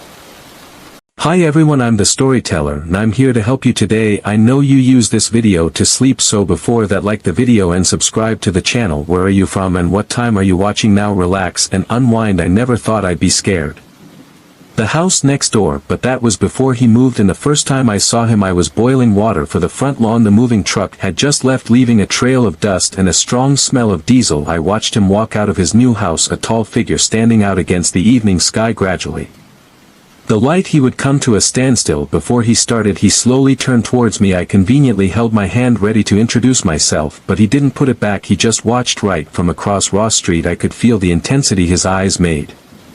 My skin has been running like I'm being dissected under a microscope. After what feels like a century, he clogs up and goes inside. The door closes with a sharp cry. I try my best to dispel the feeling of discomfort. He's probably just playing. I boil myself, focus on cool water on my hand as I adjust the nozzle, moving his tension. He'll warm up eventually, but he doesn't warm up. Days go by and I barely see him leave the house. Dark front window, he still pulls, but sometimes, yeah, when I'm getting the mail or walking to my car, I catch a glimpse of movement behind them, a shadow change. Fabric twitches ever so slightly, subtle, easy to miss if you're not paying attention, but I did notice. I couldn't notice it about a week after he moved in. First time I noticed. He watches me from the window. I'm in the kitchen chopping vegetables for dinner when something makes me look up. He's standing at the front window, eyes looking help. I almost cut my finger, taking myself for his heavy presence. I one-handed a hard salute, improving despite the friendliness. The knot in my stomach. He didn't turn around, he didn't move at all, he just continued to simply stare at his face, a blank mask. I turned away, focusing on the carrots in front of me, faced the steady rhythm of my knife resisting the cutting board. When I looked back he was gone, but that was just started early. It seemed like every time I looked out the window or stepped outside he was there, watching, sometimes from behind the door, sometimes openly standing at the window. Once I woke up in the middle of the night and saw him in the front yard, only to be cornered My house quickly retracted time. My heart was pounding so loud I was sure he could find from across the street. I started changing my routine, trying my best so hard to expect I would go to work at different times, bringing more roots home, but somehow he would always be like no.